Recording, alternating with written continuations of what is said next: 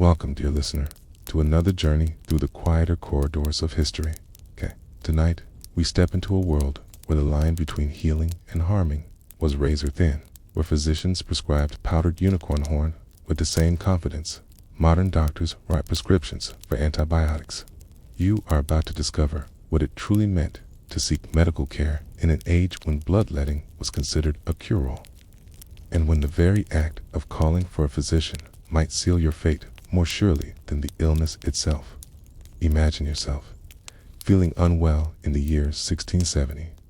Your head pounds with fever, your stomach churns with mysterious ailments. In our modern world, you might reach for aspirin, visit a clinic, trust in centuries of accumulated medical knowledge. But in the 17th century, your options were far more colorful. You might find yourself in the capable hands of a barber-surgeon, whose tools for cutting hair were remarkably similar to those used for amputating limbs. Perhaps you'd seek the counsel of a learned physician, who would examine your urine with the intensity of a wine connoisseur, declaring your humors dangerously imbalanced based on its color and clarity. This was an era when medicine danced between ancient wisdom and emerging science, where superstition and observation intertwined like lovers in the dark. The very air seemed thick with possibility and peril, where a simple headache might be attributed to an excess of blood requiring immediate drainage, or where mysterious stomach pains could be blamed on the malevolent influence of a waning moon. Physicians of this time moved through their world with a confidence that seems almost magical to our modern sensibilities, carrying leather satchels filled with instruments that would make contemporary surgeons blanch, yet approaching their craft with the solemnity of priests performing sacred rituals. Tonight, we'll walk through this strange medical landscape together, exploring the peculiar remedies that promised salvation but often delivered suffering, tipped the desperate hopes of patients who had nowhere else to turn, and the surprisingly human stories of those who sought to heal, and those who sought to be healed. We'll discover how a simple visit to address a minor ailment could become an odyssey of pain and recovery, how the wealthy sought elaborate cures, while the poor made do with herbs and prayers, and how the very foundations of what we consider medicine today were being laid. One painful experiment at a time. Rest easy now. Settle into the comfort of your modern bed with its clean sheets and regulated temperature. And let us begin this gentle exploration of a time when medicine was equal parts art, science, and sheer, terrifying guesswork. Close your eyes and allow yourself to drift back through the centuries to a world where hope and horror walked hand in hand through the chambers of the sick.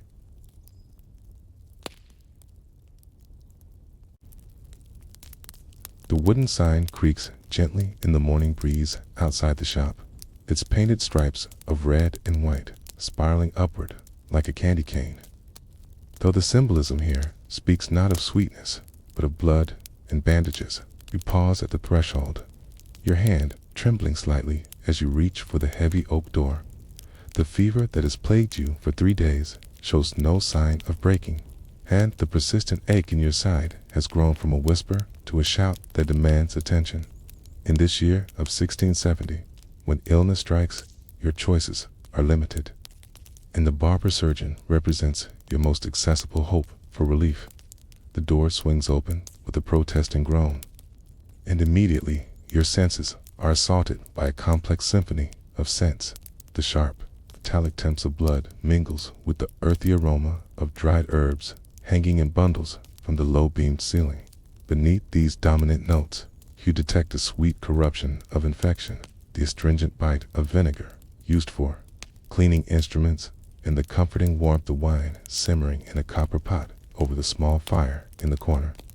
The shop occupies the ground floor of a narrow building that leans precariously into the cobbled street, its windows small and grimy, allowing only thin streams of morning light to illuminate the organized chaos within. Master Thomas Hartwell looks up from his work, his weathered hands pausing in their careful sharpening of a gleaming blade.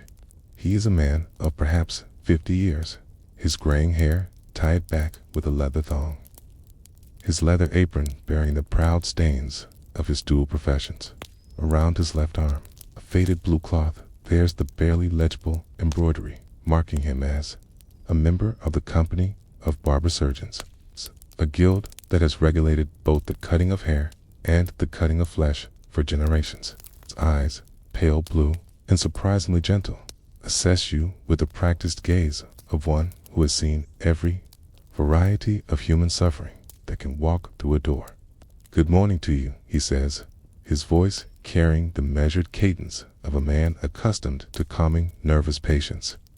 "I can see by your pallor and the way you favor your left side that you've come seeking relief rather than a trim," he says, down his blade with the reverence one might show a sacred relic. For indeed, in his world, these instruments are the tools through which healing flows. "Come, sit here by the window where the light is good, and tell me of your troubles." You settle onto the wooden stool he indicates, noting how it has been worn smooth by countless others who have sat here before you, each carrying their own burden of pain and hope. The morning light streaming through the wavy glass reveals the true scope of Master Hartwell's domain. Along one wall, neat rows of ceramic jars contain dried herbs and mysterious powders, each labeled in his careful script: wormwood for fever, ground pearls for melancholy, powdered unicorn horn for poison, though you suspect the latter might actually be the ground horn of a narwhal, if indeed it is horn at all. Above these, wooden shelves hold an array of instruments that gleam with recent polishing: curved needles for suturing, various sizes of lancets for bloodletting, bone saws for the more dramatic interventions, and delicate forceps for extracting everything from splinters to arrowheads as you describe your symptoms. Master Hartwell nods thoughtfully, occasionally asking questions that reveal his deep understanding of the human body. Though filtered through the medical knowledge of his time, he inquires about the color of your urine, the nature of your dreams, the phase of the moon when your illness began, and whether you have recently consumed any foods that might have disturbed the delicate balance of your bodily humors. His questions might seem strange to modern ears, but they represent centuries of accumulated wisdom, observations passed down from master to apprentice, each generation adding their own insights to the collective understanding of illness and health. "Your condition speaks of an excess of blood," he concludes after his examination. "It's involved feeling your pulse at various points on your wrists and neck, examining the whites of your eyes, and studying your tongue with the intensity of a scholar reading ancient texts. The heat that burns within you must be drawn off, lest it corrupt your other humors and spread throughout your body like fire through dry tinder. We shall begin with a gentle bloodletting, followed by the application of cupping glasses to draw the poisonous vapors from your flesh. The process of bloodletting, you discover, is conducted with a ritual precision that speaks to its central importance in 17th century medicine. Master Hartwell begins by selecting a lancet from his collection, choosing one with a blade thin enough to make a clean incision but substantial enough to allow for proper blood flow. He tests its sharpness against a piece of leather, nodding with satisfaction when it slices through cleanly. While he prepares his instruments, he explains the theory behind the treatment, his voice taking on the cadence of a teacher instructing a curious student. The human body contains 4 humors. He begins warming a shallow brass bowl over the fire. Blood, which is hot and moist. Phlegm, which is cold and moist. Yellow bile, hot and dry. And black bile, cold and dry. When these humors exist in perfect balance, we enjoy good health. When one dominates the others, illness follows as surely as night follows day. Your fever, your flushed complexion, the rapid beating of your pulse, all these signs point to an excess of blood that must be reduced to restore harmony to your system. The brass bowl grows warm in his hands as he returns to your side, and you notice how the metal has been polished to a mirror brightness, perhaps to allow him to monitor the flow and color of the blood he is about to draw. He positions your arm carefully, feeling along the prominent vein that runs from your wrist to your elbow, searching for the optimal location for his incision. His touch is surprisingly gentle, the hands of a craftsman who understands that precision, and care often determine the difference between healing and harm. Take a deep breath now, he instructs, his voice calm and reassuring. The initial cut will sting briefly, but then you should feel a sense of relief as the corrupted blood flows from your body. The lancet descends with practiced precision, and indeed, there is a sharp sting followed by an odd sensation of warmth as your blood begins to flow into the waiting bowl. Master Hartwell watches the crimson stream with the focus of an artist, studying his medium, occasionally adjusting the angle of your arm to maintain proper flow. As the blood collects in the bowl, he continues his gentle monologue, partly to distract you from any discomfort, and partly because he genuinely enjoys sharing his knowledge. The color and consistency tell me much about your condition, he explains, tilting the bowl slightly to catch the light. See how it runs freely and maintains its bright red hue. This confirms my diagnosis of simple blood excess rather than corruption or putrefaction. Had it been dark or thick, or had it separated quickly in two distinct layers, I would have suspected a more serious imbalance requiring different treatment. The amount of blood he draws seems substantial to your modern sensibilities, perhaps 8 to 10 ounces, enough to make you feel noticeably lightheaded. But Master Hartwell assures you, this is a modest bloodletting designed to provide relief without weakening your constitution. He has, he tells you, drawn as much as 20 ounces from robust patients suffering from severe plethora, though he reserves such dramatic interventions for cases of genuine emergency. When he judges that sufficient blood has been drawn, he presses a clean cloth against the incision and instructs you to hold it firmly while he prepares for the next phase of treatment. The cupping glasses, you'll learn, are designed to create a vacuum against your skin, drawing out what he terms morbid vapors that might be lurking beneath the surface, waiting to emerge as boils, pustules, or other manifestations of internal corruption. The cupping glasses themselves are marvels of the glassblower's art, each one perfectly rounded and smooth, designed to create an airtight seal against human skin. Master Hartwell heats them individually over his fire, using a long wooden handle to manipulate them safely. The process requires perfect timing. Too little heat and the vacuum will be insufficient. Too much and the glass might crack or burn your skin. As each glass reaches the proper temperature, he quickly places it against your back, where it adheres with a satisfying pop that indicates a proper seal has been formed. The sensation is unlike anything you have experienced, a firm tugging that seems to pull at something deep within your flesh. Master Hartwell places 6 glasses in total, ranging them in a pattern that follows what he calls the meridians of corruption, invisible lines along which poisonous influences are believed to travel through the body. As the glasses cool, the vacuum increases. You can feel your skin being drawn upward into each vessel, the blood beneath rising to create dark, circular marks that will fade over the coming days. Excellent, Master Hartwell murmurs with satisfaction as he examines his handiwork. See how readily your flesh responds to the treatment.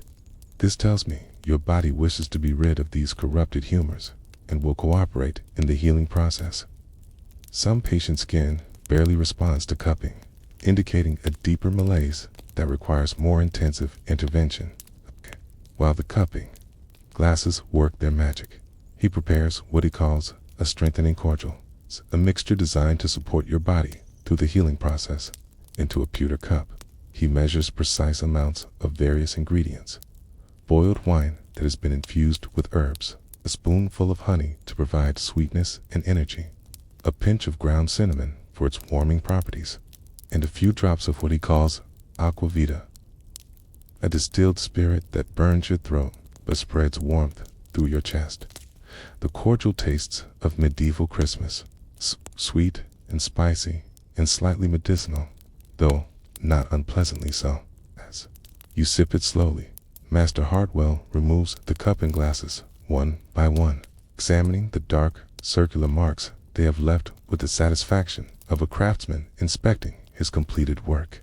Where each glass was placed, your skin shows the telltale signs of successful treatment: raised, reddened circles that will gradually fade as the extracted vapors dissipate into the air. The final phase of your treatment involves the application of what Master Hartwell calls a drawing plaster, a poultice designed to continue the work of extracting corruption from your system even after you leave his shop. The plaster consists of various herbs ground into a paste with lard and vinegar, comfrey to promote healing, plantain to draw out infection, and a touch of ground mustard seed to maintain a gentle warming action that will encourage continued circulation in the treated areas. As he spreads this aromatic mixture onto squares of clean linen, Master Hartwell shares some of his philosophy regarding the healing arts. "You must understand," he says, his hands working with the easy skill of long practice, "that healing is not something I do to you, but rather something your body does for itself when given proper encouragement. My role is simply to remove the obstacles that prevent your natural healing forces from operating effectively. The bloodletting reduces the excess that was causing your fever. The cupping draws out the vapors that might cause future complications. And this plaster will continue the cleansing process as you rest and recover." He applies the plasters to your back where the cupping glasses had been placed, securing them with strips of clean cloth that wrap around your torso. The sensation is pleasantly warm and slightly tingling, evidence that the herbs are beginning their work. Over these, he helps you into a loose linen shirt that will allow air to circulate while protecting the plasters from displacement. The total cost of this treatment, he informs you, will be 2 shillings and 6pence, a not inconsiderable sum for someone of modest means, but far less than you would pay for consultation with a university-trained physician. Master Hartwell's services represent a middle ground between the expensive ministrations of learned doctors and the folk remedies available from village-wise women and herbalists. His training, while not as extensive as that of a physician, includes years of apprenticeship and practical experience that make him skilled in handling a wide variety of ailments and injuries.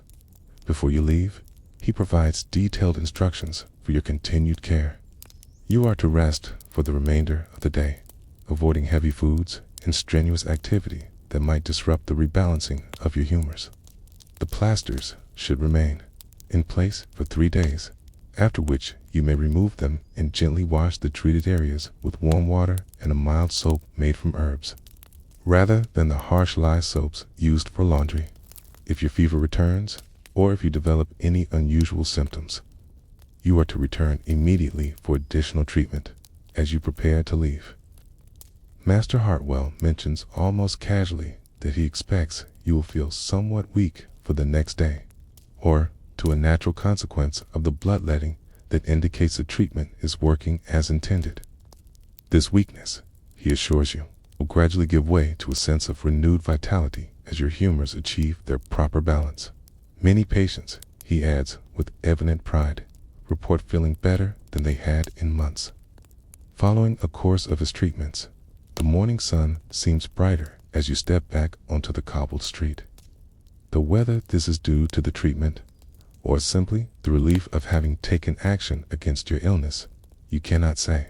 The package of additional herbs Master Hartwell pressed into your hands: feverfew to be brewed as a tea, dried willow bark to chew if pain returns, and a small vial of a special cordial for emergencies represents a continuing connection to his care and expertise. You walk slowly home through streets that are beginning to bustle with the day's activities. Past merchants setting up their stalls, housewives carrying fresh bread from the baker, children chasing each other through narrow alleyways where the upper stories of buildings almost touch overhead. The familiar sights and sounds of your neighborhood seem somehow more vivid, more present, as if the treatment has cleared not just your blood, but your very perception of the world around you. The weakness, Master Hartwell predicted, begins to assert itself as you climb the stairs to your lodgings, but it feels different from the weakness of illness, cleaner somehow, as if your body is simply tired from the effort of healing rather than fighting a foreign invader. You settle into your bed with a sense of accomplishment, knowing that you have done everything possible to address your condition according to the best medical knowledge available to someone of your station in life. As drowsiness overtakes you, you find yourself reflecting on the strange ritual you have just undergone. The careful balance between science and superstition that characterizes medicine in your time. Master Hartwell's confident explanations, his precise techniques, his obvious care for your well-being, all of these inspire confidence, even as a small voice in the back of your mind wonders whether the cure might sometimes be worse than the disease.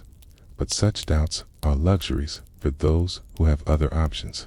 And, in the year 1670, Master Hartwell and his cup and glasses represent the pinnacle of accessible medical care for ordinary people seeking relief from their suffering. The next morning brings a gentle rain that patters against your window with the soft persistence of whispered prayers. As you slowly emerge from sleep, you notice that the fever that had clouded your thoughts for days has indeed broken, leaving behind only a pleasant languor. Speaks of your body's natural healing processes asserting themselves. The plasters Master Hartwell applied remain securely in place, their herbal warmth a constant reminder of yesterday's treatment, and you find yourself curious about the world you briefly glimpsed, the daily life of those who dedicate themselves to the healing arts.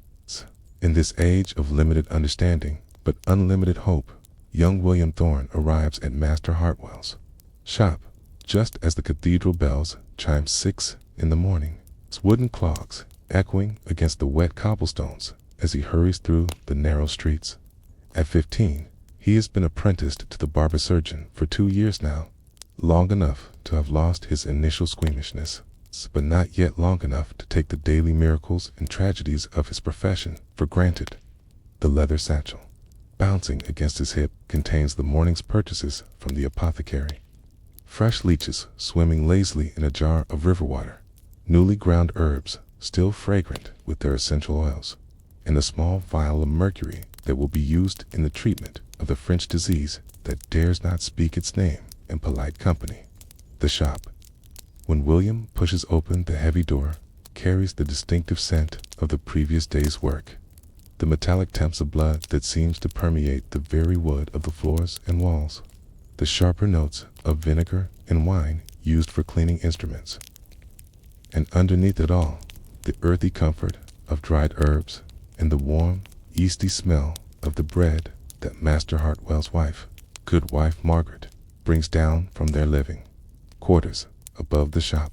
She is a woman of middle years whose calm presence and gentle touch have soothed as many patients as her husband's more dramatic interventions, and who possesses a knowledge of herbs and healing that rivals that of any university-trained physician. William begins his morning routine with the practiced efficiency of one who has performed these same tasks hundreds of times. First, he tends to the fire, adding carefully selected pieces of seasoned oak that will burn clean and hot without producing too much smoke. The fire serves multiple purposes in the shop. It heats the instruments that require warming, provides the means for preparing various decoctions and tinctures, and offers comfort to patients who arrive chilled with fever or shock. The quality of the fire, William has learned, can mean the difference between successful treatment and disaster. Too hot and delicate instruments might be damaged. The cool and essential sterilization might not occur. Next, he turns his attention to the preparation of the day's supplies. The leeches must be transferred from their traveling jar to the larger ceramic vessel, where they will live until needed. Their water changed and their health assessed. Healthy leeches are active and responsive, swimming eagerly toward any disturbance in their water. Those that float listlessly or fail to attach when placed against the skin are discarded. For a weak leech not only fails to provide proper treatment, but might die during the procedure. creating additional complications for an already suffering patient. The preparation of instruments requires its own careful ritual. Each blade must be examined for nicks or dullness that might tear rather than cut cleanly. Each handle checked for looseness that might cause an instrument to fail at a critical moment. William has learned to test the sharpness of lancets by shaving thin curls from a piece of soft wood. A properly sharpened blade should slice through the wood as easily as cutting silk. Those that fail this test are carefully honed on the fine stone master Hartwell, imported at considerable expense from the quarries of Belgium. For centuries of weapon making have perfected the art of creating surfaces that can bring metal to razor sharpness. The morning's first patient arrives, just as William finishes arranging the newly cleaned instruments in their proper places. Goodman Fletcher, a carpenter whose trade requires the constant use of sharp tools, has managed to drive a large splinter deep into the palm of his left hand. The wound has been festering for 3 days. Angry red lines are beginning to radiate up his arm, a sign that Master Hartwell's intervention may mean the difference between saving the hand and losing it entirely. William observes carefully as his master examines the wound, noting how Master Hartwell first studies the patient's overall appearance before focusing on the specific injury. The carpenter's pallor, the slight tremor in his uninjured hand, the way he cradles the wounded appendage, all of these details contribute to the diagnosis and inform the treatment plan. The corruption has advanced further than I would prefer, Master Hartwell murmurs, his voice calm despite the gravity of the situation. We must act quickly to prevent it from reaching the vital organs. The treatment begins with a careful cleansing of the wound using wine that has been boiled with herbs known for their purifying properties, sage for its power against corruption, rosemary for strengthening the blood, and a touch of wormwood to drive out any malevolent influences that might be hindering the healing process. The wine, still warm from the fire, causes Goodman Fletcher to gasp and clench his teeth, but Master Hartwell's gentle explanation, helps him understand that this initial pain is necessary to prevent far greater suffering later. William assists by holding the patient's arm steady, while Master Hartwell uses a thin probe to explore the wound's depth and remove fragments of wood and dirt that have become embedded in the flesh. The probe, made of silver rather than iron, is believed to have natural properties that resist corruption and promote healing. As each fragment is extracted, it is carefully examined and placed in a shallow dish, not out of mere curiosity, but because the nature of foreign matter found in wounds can provide important clues about the best course of treatment. The splinter itself, when finally grasped with delicate forceps and drawn from the wound, proves to be larger than initially apparent, nearly 2 inches long and jagged with bark that had torn additional channels through the carpenter's palm. The immediate flow of blood and pus that follows its removal is actually welcomed by Master Hartwell, who explains that this represents the body's natural attempt to cleanse itself of corruption. See how freely it flows, he tells William, turning the moment into a teaching opportunity. This tells us that the patient's constitution remains strong and that his natural healing forces are still active. The wound is then packed with a mixture of ground herbs and honey, a combination that serves multiple purposes. The honey provides a sweet environment that corruption finds difficult to inhabit, while the herbs, primarily comfrey and plantain, promote the growth of new flesh and help prevent excessive scarring.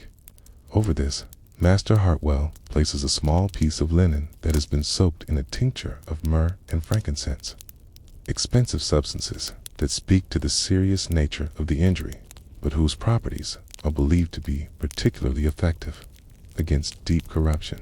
The final bandaging requires careful attention to maintain proper pressure without restricting the circulation that is essential for healing. William has practiced this technique hundreds of times on rolled cloth and even on his own limbs when minor injuries provided opportunities for learning. The bandages must be tight enough to hold the packing in place and prevent the wound from gaping open, but loose enough to allow for the swelling that inevitably accompanies healing. It's tight, and the hand might be lost to corruption. It's too loose, and the wound might reopen, undoing all the careful work of cleansing and treatment. As Goodman Fletcher prepares to leave, Master Hartwell provides detailed instructions for continued care. The bandages must remain dry and undisturbed for 3 days, after which the carpenter should return for examination and redressing of the wound. Any sign of increasing pain, foul odor, or red streaks extending further up the arm should bring him back immediately, regardless of the time of day or night. The gravity with which these instructions are delivered underscores the reality that in the 17th century, even minor injuries can quickly become life-threatening emergencies. The morning progresses with a steady stream of patients seeking relief from the various ailments that flesh is heir to. A young mother brings her infant son, whose constant crying and apparent discomfort suggest an imbalance of humors that might be corrected with gentle massage and a mild herbal tea administered through a cloth. Soaked in the preparation, an elderly man complains of joint pain that worsens with the damp weather, a condition that Master Hartwell addresses through the application of warming poultices and the prescription of a wine-based tonic containing ground willow, bark, and honey.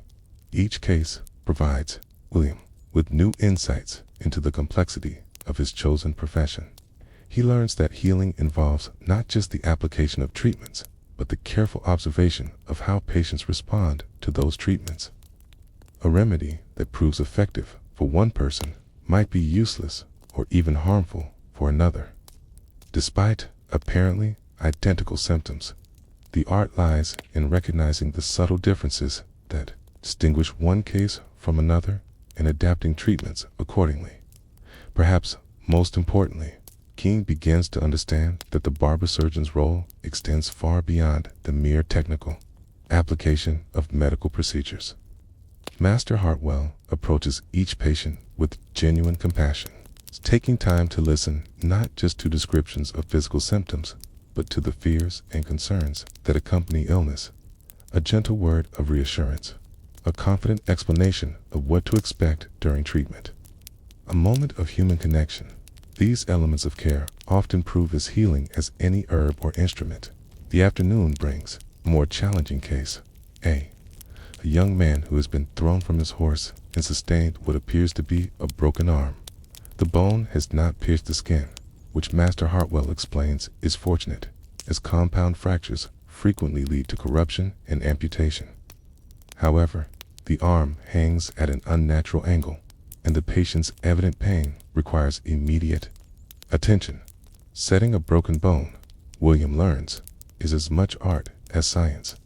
Master Hartwell begins by administering a substantial dose of poppy juice mixed with wine, a combination that would dull the patient's pain and make him more compliant during the necessarily painful process of manipulation.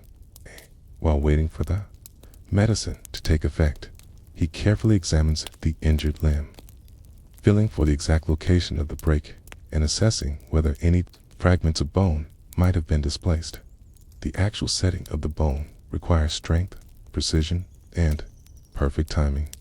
Master Hartwell positions himself to provide steady traction on the arm while manipulating the broken ends back into proper alignment. The patient, despite his drugged state, cries out in pain as the bones are moved, but Master Hartwell's gentle voice provides constant reassurance. "Nearly finished now," he murmurs. "Your body knows how to heal this injury. We need only guide the bones back to their proper places and give nature time to work." The splinting process reveals another aspect of the barber-surgeon's craft that requires considerable skill.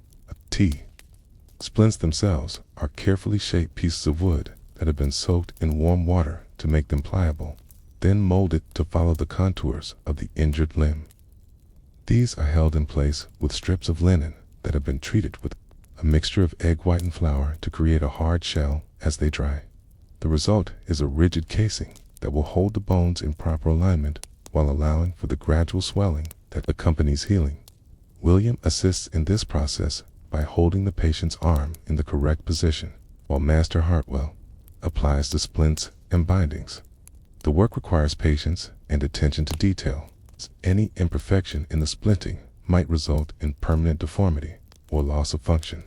The young man will carry these splints for at least 6 weeks, during which time he will be unable to work and will depend on the charity of family and friends for his survival.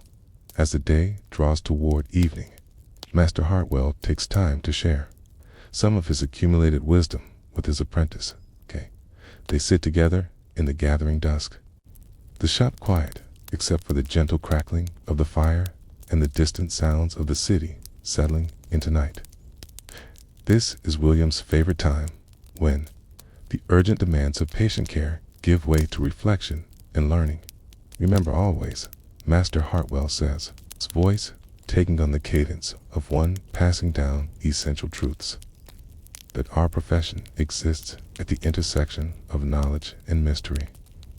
We know much about how the body responds to certain treatments, how wounds heal, how bones mend, but we know very little about why illness strikes one person and spares another, why some patients recover from injuries that would kill others, why remedies that work perfectly in one case fail completely in another. This uncertainty, he explains, is both the burden and the privilege of those who choose to dedicate their lives to healing. It requires humility in the face of forces beyond human understanding, courage to act when action might be futile, and compassion for those who suffer, regardless of whether that suffering can be relieved. The barber-surgeon stands between the patient and the void, offering whatever skill and comfort he possesses, while acknowledging that the ultimate outcome often lies beyond mortal control. William listens with the intense concentration of one who recognizes that he is receiving not just professional instruction, but life wisdom, that will shape his character as much as his technical abilities. He understands now that becoming a healer involves more than learning to use instruments and prepare remedies. It requires developing the emotional strength to face human suffering daily without becoming overwhelmed by it, and the intellectual honesty to acknowledge the limits of one's knowledge without abandoning the effort to help. The evening's final task involves the preparation of supplies for the following day. Instruments must be cleaned and sharpened, herbs sorted and ground, tinctures filtered and bottled. This work, repetitive and unglamorous, nonetheless requires the same attention to detail that characterizes every aspect of the healing arts. A dull blade, an improperly prepared remedy, contaminated instrument, any of these seemingly minor oversights might prove catastrophic when applied to human suffering. As William carefully arranges the cleaned instruments in their proper places, he reflects on the day's lessons. He has seen pain relieved and function restored, witnessed the delicate balance between help and harm that characterizes every medical intervention, and gained a deeper appreciation for the responsibility that comes with the power to heal. Tomorrow will bring new challenges, new opportunities to practice his growing skills, and new reminders of both the potential and the limitations of human efforts to overcome the frailties of mortal flesh. The shop grows quiet as Master Hartwell and his apprentice prepared to join Goodwife Margaret upstairs for their evening meal. The fire dies down to glowing embers that will be carefully banked to provide warmth through the night, and the instruments rest in neat rows, ready for whatever emergencies might arise before dawn.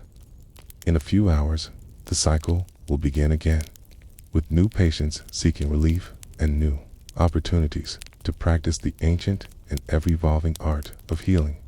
Outside, the rain has stopped, and the first stars appear between the slowly parting clouds. The city settles into the rhythms of night, but somewhere in the darkness, illness and injury continue their ceaseless work, showing that tomorrow will bring fresh challenges for those who have chosen to stand against suffering. It is both a sobering and an inspiring thought that in a world full of pain and uncertainty, there are those who dedicate their lives to offering whatever relief and comfort they can provide. 3 days after your visit to Master Hartwell, word comes through the narrow streets that Goodwife Elizabeth Whitmore has begun her labor. The news travels swiftly through the neighborhood, carried by servants and shopkeepers who understand that childbirth represents one of life's great uncertainties, where joy and sorrow often dance together in the shadowed corners of birthing chambers. As evening falls and the cathedral bells mark the hour of vespers, you find yourself drawn into the orbit of this most fundamental of human dramas, where the skills of healing meet the ancient mysteries of bringing life into the world. Mistress Sarah Blackwood has served as midwife to the women of this district for more than 20 years. Her reputation, built upon countless successful deliveries and her gentle guidance through the treacherous passages of childbirth, she moves through the twilight streets with the measured pace of one who has learned that haste often serves no purpose in the birthing chamber.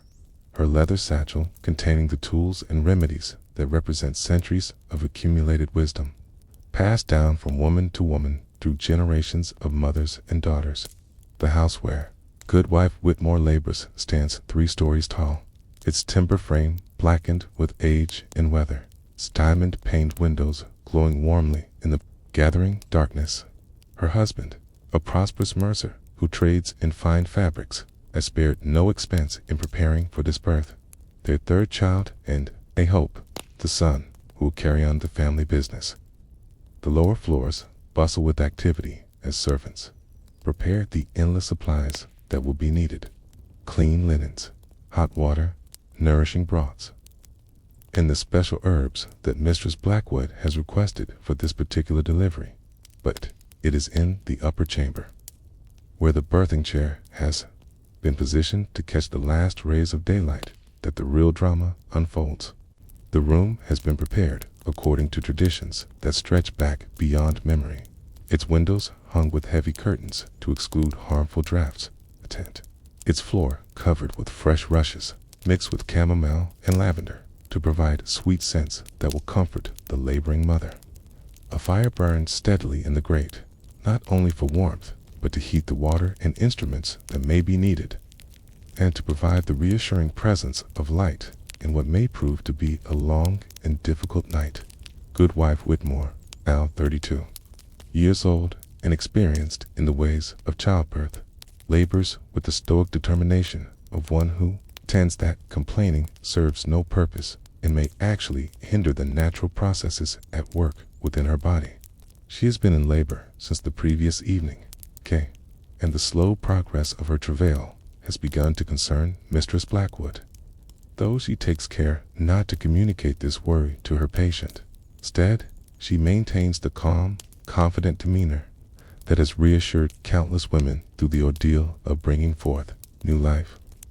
The birthing chair itself represents generations of craftsmanship devoted to easing the difficulties of labor, carved from solid oak and worn smooth by the hands of laboring women, provides support for the mother's back while allowing gravity to assist in the delivery. The seat has been carefully shaped to accommodate the natural positions of childbirth, and the arms offer sturdy grips for the powerful contractions that mark the final stages of labor. Around the base of the chair, shallow grooves channel away the fluids that inevitably accompany birth, directing them toward basins placed strategically to catch whatever emerges. Mistress Blackwood's examination of her patient reveals both encouraging and concerning signs.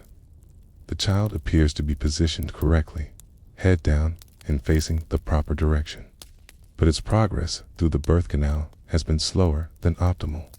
The mother's pulse remains strong and steady, and her color, while pale with effort, does not suggest the dangerous bleeding that can transform a normal delivery into a desperate emergency. Still, the midwife's experienced hands detect a subtle tension in the mother's abdomen that suggests complications may be developing. The child seems reluctant to enter our world. Mistress Blackwood murmurs to the attending women, her voice pitched low enough that Goodwife Whitmore cannot hear. We must encourage both mother and babe to complete their work together. She reaches into her satchel and withdraws a small vial containing a tincture made from ergot, a fungus that grows on rye and possesses the power to strengthen the contractions of the womb. The dose must be measured with extreme care, for too much can cause contractions so powerful they might tear the womb itself, while too little will provide no benefit at all.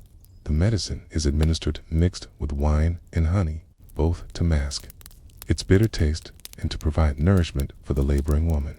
As Goodwife Whitmore sips the mixture, Mistress Blackwood begins the gentle massage that forms an essential part of the midwife's art. Her hands, warm from the fire and scented with the oils of lavender and rose, work systematically across the swollen abdomen, feeling for the position of the child and encouraging it to continue its downward journey. This massage serves multiple purposes beyond the merely physical. The touch of experienced hands provides comfort and reassurance to the laboring woman, while the rhythmic motions help to coordinate the contractions that will eventually expel the child.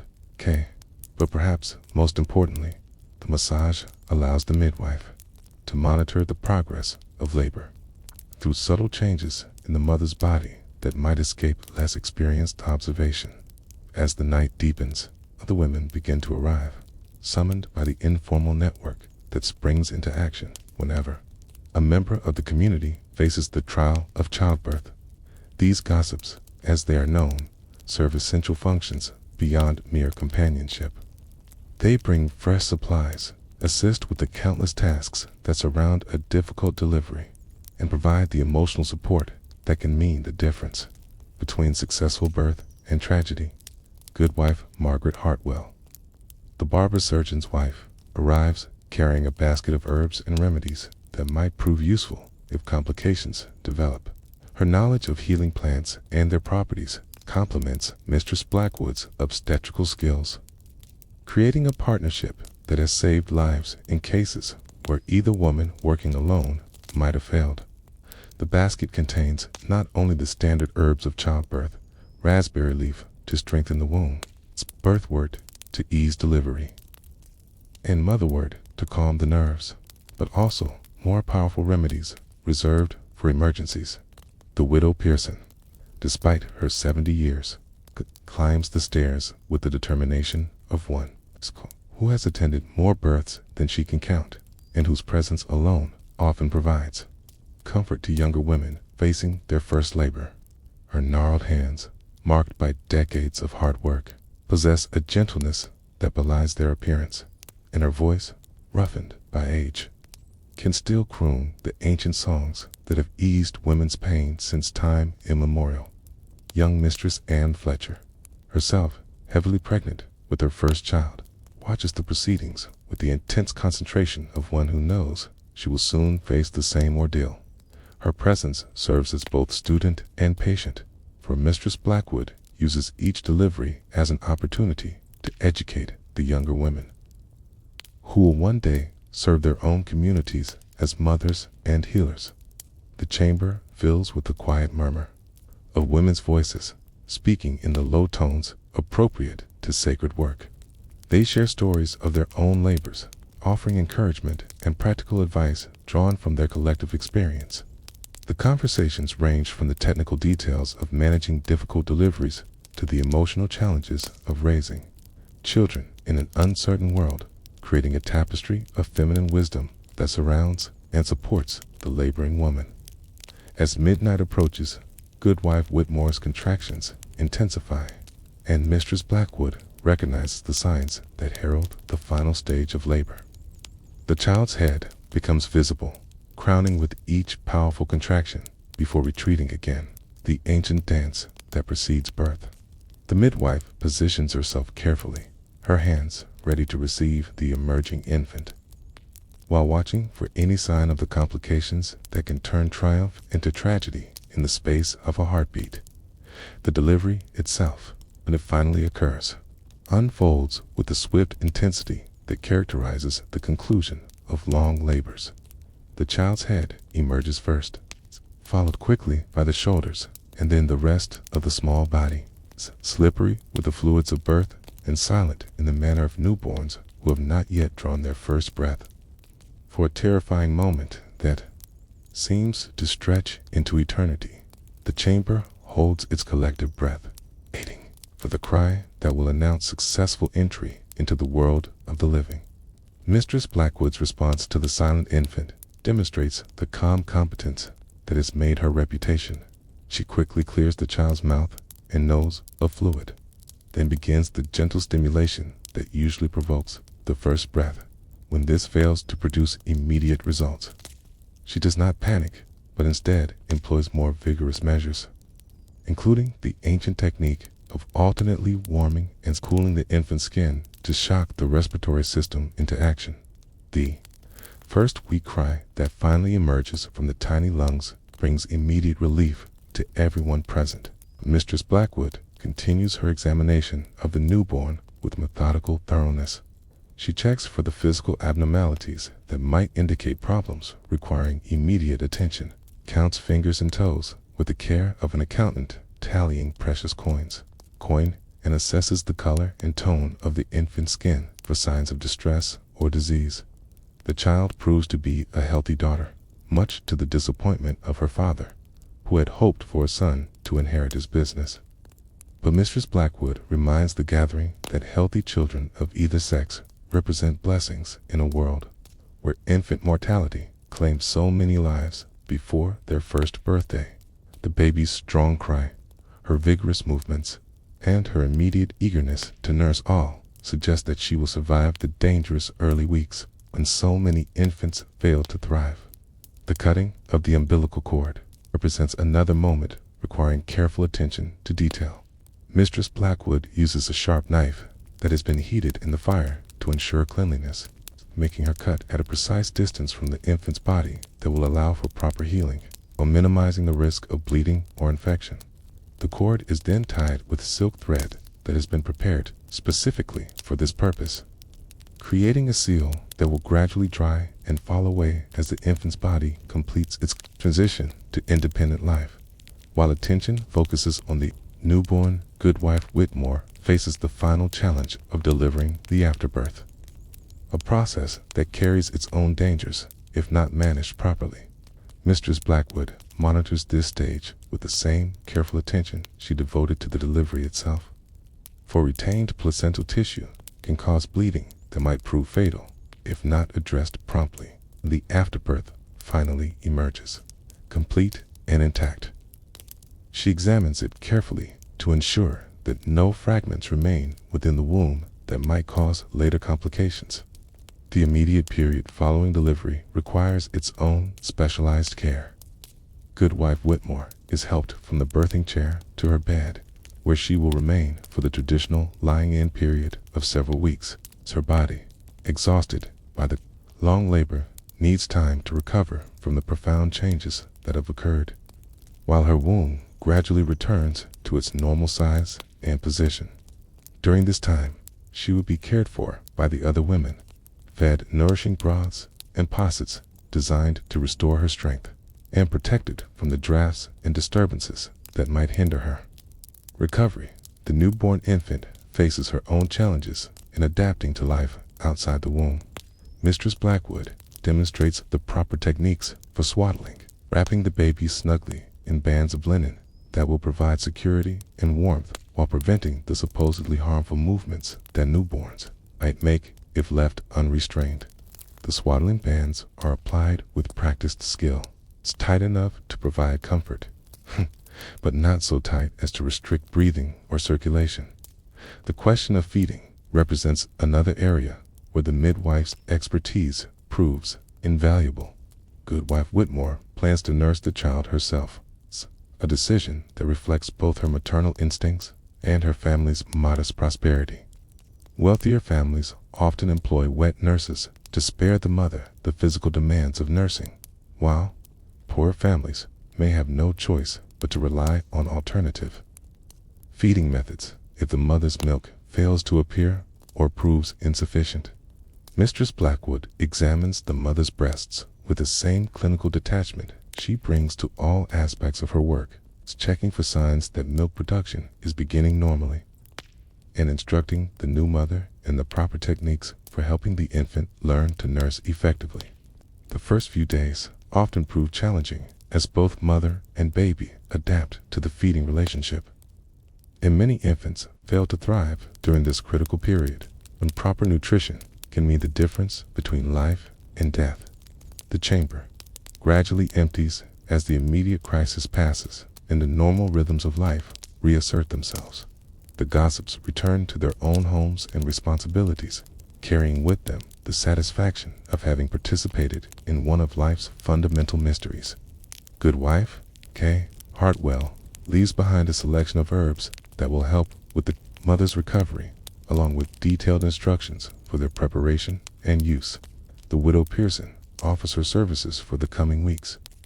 Knowing that new mothers often need assistance with household tasks that their condition prevents them from handling themselves, young Mistress Fletcher departs with a head full of new knowledge about what she can expect when her own time comes, though Mistress Blackwood has taken care to emphasize that each labor follows its own pattern and that preparation, while important, cannot guarantee any particular outcome. The uncertainty that surrounds childbirth serves as a constant reminder of human vulnerability and the limits of even the most skilled intervention. As dawn approaches, Mistress Blackwood completes her final examinations of both mother and child, recording her observations in the mental notes that she will later transfer to her written records. These case histories serve not only as reminders of individual patients, but as a growing body of knowledge that she can draw upon when facing similar situations in the future. Each birth teaches new lessons about the complexities of human reproduction and the endless variations that can occur even in apparently normal deliveries. The midwife's fee for her services reflects both the specialized nature for work and the risks she assumes by taking responsibility for outcomes beyond her control. Successful deliveries enhance her reputation and ensure continued employment, while maternal or infant deaths can destroy careers built over decades of dedicated service. The 5 shillings she receives for this night's work represents substantial compensation for a woman in the 17th century. But it comes at the cost of sleepless nights, physical exhaustion, the emotional burden of holding life and death in her hands. Before leaving the house, Mistress Blackwood provides detailed instructions for the care of both mother and infant during the coming weeks. The new mother must remain in bed for at least 10 days, avoiding all strenuous activity that might cause bleeding or prevent proper healing. Her diet should consist primarily of liquid nourishments, broths, possets, and coddles that will provide nutrition without taxing her digestive system. Visitors should be limited to immediate family and the women who will assist with her care, as too much excitement might disrupt the delicate balance of her recovery. The infant's care requires equally careful attention to detail. She must be kept warm and dry, fed regularly whether she seems to demand it or not, and watched constantly for signs of the illnesses that claimed so many newborn lives.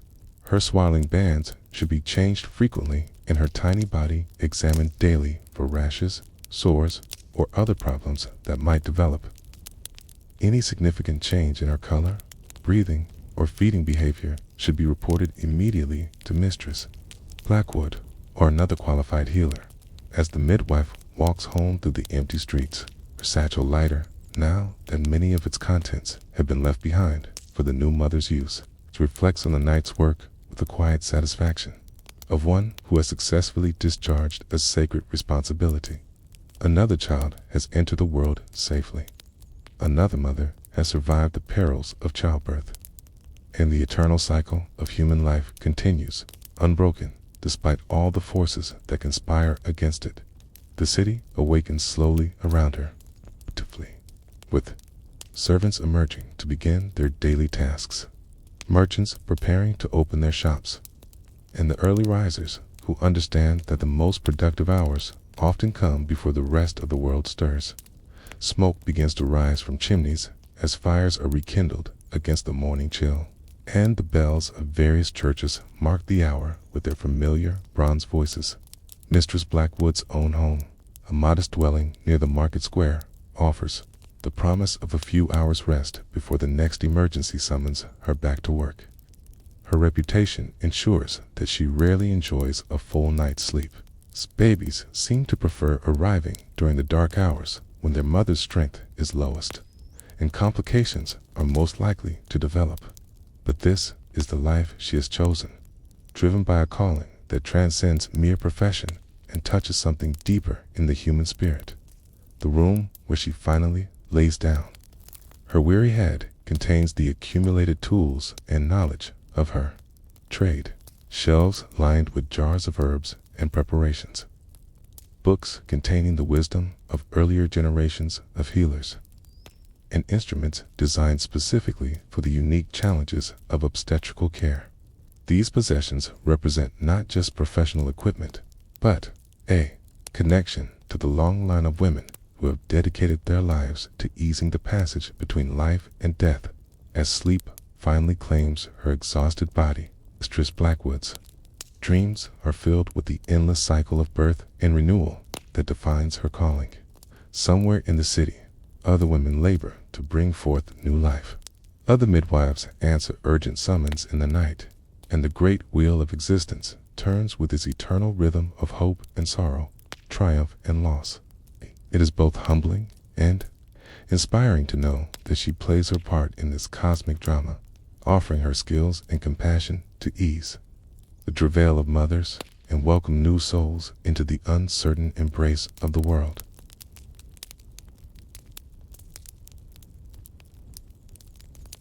On the morning of February 2nd, 1685, the most powerful man in England collapsed in his private chambers at Whitehall Palace, setting in motion a medical drama that would demonstrate both the heights of contemporary healing arts and their tragic limitations.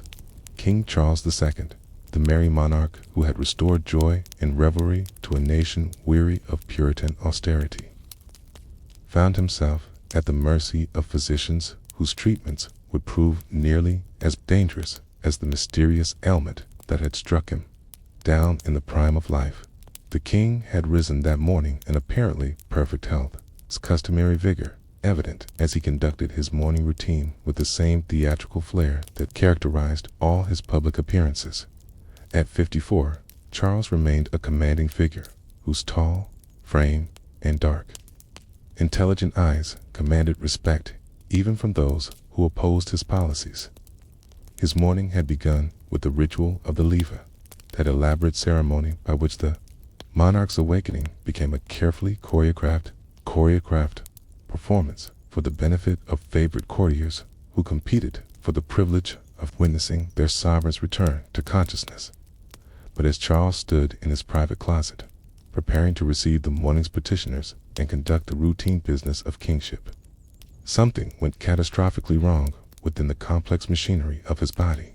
Without warning, his face contorted in pain, his powerful frame convulsed violently, and he collapsed to the marble floor with such force that the sound echoed through the adjoining chambers like a cannon shot. The courtiers who witnessed this terrifying transformation would later describe it as if some malevolent spirit had suddenly seized possession of their monarch's body, twisting his familiar features into a mask of agony that bore little resemblance to the man they had known and served. The immediate response to the king's collapse revealed both the elaborate protocols that governed royal life and the genuine affection that many felt for their sovereign. Within moments, the private chambers filled with a carefully orchestrated chaos as physicians, courtiers, and servants rushed to assist their fallen master. The Earl of Craven, a grizzled veteran of foreign wars who had never shown fear in the face of armed enemies, found his hands trembling as he helped lift the king's unconscious form from the cold floor. The Duke of York, Charles's younger brother and heir to the throne, arrived within minutes, his face pale with the realization that he might soon inherit a crown he had never particularly desired. Dr. Edmund King, the royal physician whose unfortunate surname would prove grimly prophetic, took immediate charge of the medical response with the confidence expected of one who held such an exalted position. A graduate of Cambridge and a fellow of the Royal Society, Dr. King represented the pinnacle of medical learning in Restoration England. His theories, grounded in the classical humoral medicine that had dominated European healing for centuries. His first assessment of the king's condition revealed alarming symptoms. The royal pulse raced with dangerous irregularity. The skin showed an unhealthy pallor that suggested internal corruption, and the patient remained unconscious despite increasingly vigorous attempts to rouse him. The initial treatment began immediately, following protocols that had been established. Through centuries of medical tradition, Dr. King ordered the immediate bloodletting that contemporary medicine prescribed for virtually every serious ailment, reasoning that the king's symptoms indicated a dangerous excess of blood that must be reduced before it could corrupt the other vital humors. A basin was brought, silver gilt and engraved with the royal arms, as if the very vessel that would contain the monarch's blood must reflect his exalted status. The lancet that opened the king's vein was made of the finest steel, its handle crafted from ivory and gold. But the blood that flowed into the waiting basin appeared no different from that of any common subject. As the crimson stream continued, Dr. King monitored the flow with the intensity of an alchemist observing a crucial transformation. The amount of blood drawn was substantial by any standard, nearly a pint in this first treatment alone. The physician showed no hesitation in continuing the procedure until he judged that sufficient excess had been removed. The king's face, already pale from his mysterious illness, grew whiter still as his life's fluid drained away. But Dr. King interpreted this change as evidence that the treatment was achieving its intended effect. The bloodletting was followed immediately by the administration of a powerful emetic, a mixture designed to purge the stomach of any corrupted matter that might be contributing to the king's condition. The preparation, a nauseous combination of antimony and white hellebore dissolved in wine, was forced between the unconscious monarch's lips with a delicate spoon crafted specifically for medical use. The resulting violent vomiting that followed provided Dr. King with additional evidence to support his diagnosis. As the expelled matter showed signs of the bilious corruption he had suspected, word of the king's collapse spread through Whitehall Palace with the speed of wildfire, summoning additional physicians whose various specialties might contribute to the royal recovery. Dr. Charles Scarborough, renowned anatomist whose knowledge of the human body's internal structure was considered unparalleled, arrived bearing his collection of instruments and preparations. Dr. Thomas Millington's expertise lay in the analysis of urine and other bodily fluids, brought vials and testing materials that would allow him to examine every drop of liquid the king's body produced. Each physician approached the case from his own theoretical perspective, yet all agreed that aggressive intervention was required if the monarch's life was to be saved. The royal apartments, normally spaces of ceremony and grandeur, transformed into something resembling a medieval torture chamber as the physicians deployed their arsenal of treatments. Cupping glasses were applied to draw out corrupted vapors, their heated surfaces creating angry red welts across the king's pale skin.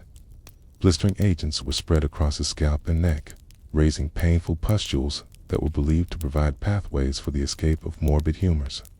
The monarch's feet were placed in baths of scalding water infused with mustard and other irritating herbs, while his head was bathed with cold water in an attempt to restore the proper balance of hot and cold within his system. The pharmaceutical arsenal deployed against the king's illness would have impressed an apothecary with its variety and expense. Precious baser stones, believed to neutralize poison, were ground into powder and mixed with wine before being administered through a silver tube.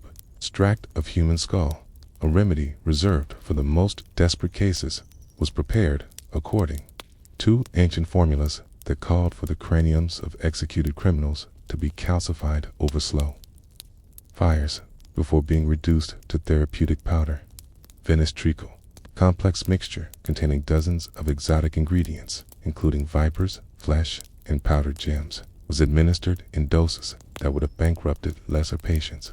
As the hours passed and the king showed no sign of improvement, the physician's treatments grew increasingly desperate and extreme. Additional bloodlettings were performed, drawing away more of the vital fluid that contemporary medicine believed must be reduced to restore health. The total amount of blood removed over the course of the king's illness would eventually exceed 2 quarts, a quantity that would leave even a healthy man weakened and disoriented. Yet the doctors interpreted the king's growing weakness not as a consequence of their treatments, but as evidence that his condition required even more aggressive intervention. The administration of clysters enemas, designed to purge the lower bowel of corrupted matter, became a regular feature of the king's treatment. These procedures, embarrassing and painful even for a monarch, were conducted with the same ceremonial attention to protocol that governed all aspects of royal life. The silver syringe used for these ministrations was a work of art in itself. Its surfaces engraved with elaborate decorations that seemed grotesquely inappropriate to its function. The various solutions injected into the royal bowel included preparations of soap, salt, and bitter herbs designed to stimulate violent evacuations that would supposedly carry away the source of the king's affliction. The psychological torture of these treatments was compounded by their public nature. Its court protocol demanded that witnesses be present to verify that proper procedures were being followed. The king's most intimate bodily functions became matters of state, discussed in whispered conferences by physicians and courtiers who analyzed every symptom for clues about both his medical condition and the political implications of his potential demise. The man who had once embodied the divine authority of kingship found himself reduced to a suffering body whose every function was subject to scrutiny and interpretation by others. Dr. King's attempts to explain the monarch's condition drew upon the most sophisticated medical theories available to 17th century physicians. He theorized that the king's lifestyle, his love of rich foods, fine wines, in the company of beautiful women, had created an excess of sanguineous humor that had become corrupted through overindulgence. This corruption, he argued, had manifested as a kind of internal fire that was consuming the king's vital forces from within. The only hope for recovery lay in aggressive purging of the corrupted matter, combined with the prompt administration of cooling remedies that would restore the proper temperature balance within the royal constitution. The international implications of the king's illness added another layer of complexity to the medical crisis. English foreign policy hung in the balance as European powers waited to see whether Charles would recover or whether his Catholic brother, James, would ascend to the throne. Secret messages flew between various courts as diplomats tried to assess the likelihood of the king's survival and adjust their political calculations accordingly. The physicians treating Charles found themselves caring not just for a patient, but for the embodiment of English national interests, responsibility that added tremendous pressure to their already challenging task as the king's condition continued to deteriorate despite the heroic efforts of his medical team. Additional consultants were summoned from across the realm. Dr. Richard Lower, famous for his experiments with blood transfusion, was called from Oxford to provide his expertise. Dr. Thomas Sydenham, whose clinical observations had earned him recognition as one of England's most skilled diagnosticians, made the journey from London to examine the royal patient.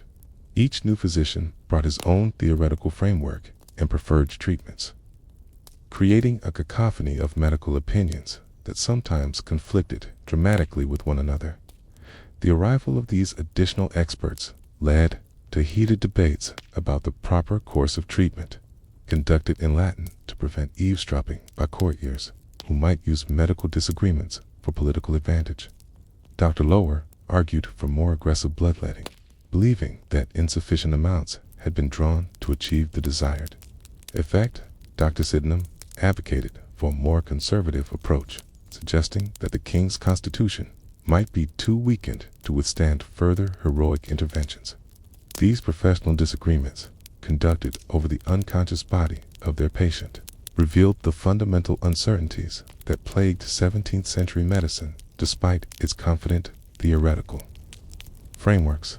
The pharmaceutical treatments grew increasingly exotic as the physicians exhausted their standard remedies without achieving improvement.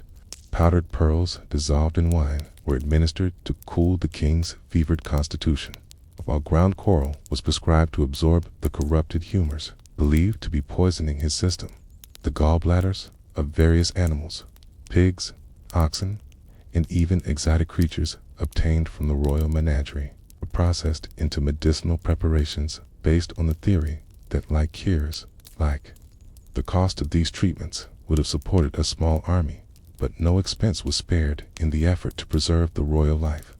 The king's periods of consciousness, brief and intermittent, provided opportunities for him to express his own views about his condition and treatment. Despite his suffering, Charles retained the wit and intelligence that had made him such an effective ruler, occasionally offering observations about his symptoms that demonstrated a clearer understanding of his condition than his learned physicians possessed. His requests for simple comforts, a cup of cool water, moments rest from the constant medical interventions, were often overruled by doctors who believed that any deviation from their prescribed treatments might prove fatal. The emotional toll of watching their beloved monarch suffer through these increasingly desperate treatments affected everyone present in the royal apartments. Courtiers who had served Charles for decades found themselves unable to watch as familiar remedies failed to provide relief, and experimental treatments caused obvious additional suffering. The Queen, Catherine of Braganza, maintained a vigil at her husband's bedside despite the physician's warnings that female presence might interfere with the masculine humors required for recovery. Her prayers, whispered in Portuguese and Latin, provided a counterpoint to the clinical discussions conducted by the medical team. The king's personal servants, men who had attended to his daily needs for years, struggled to reconcile their intimate knowledge of his habits and preferences with the increasingly desperate medical interventions being performed upon his body. They had dressed him each morning, prepared his meals according to his tastes, and shared in the easy familiarity that characterized Charles's approach to kingship. Now they found themselves assisting in procedures that seemed to cause more suffering than the original illness, their loyalty requiring them to participate in treatments that their common sense suggested might be harmful. As the fourth day of the king's illness dawned, his physicians faced the growing realization that their arsenal of treatments was proving inadequate to address whatever force had laid low their royal patient. The bloodlettings, purgings, and exotic medications had failed to restore the vital balance they sought to achieve. And the king's condition showed no signs of improvement despite their heroic efforts. Some began to whisper that perhaps the illness was beyond the reach of human medicine, a divine judgment that no earthly intervention could reverse. The political ramifications of potential royal death added urgency to the medical crisis. Courtiers and politicians maneuvered to position themselves advantageously for whatever succession might follow.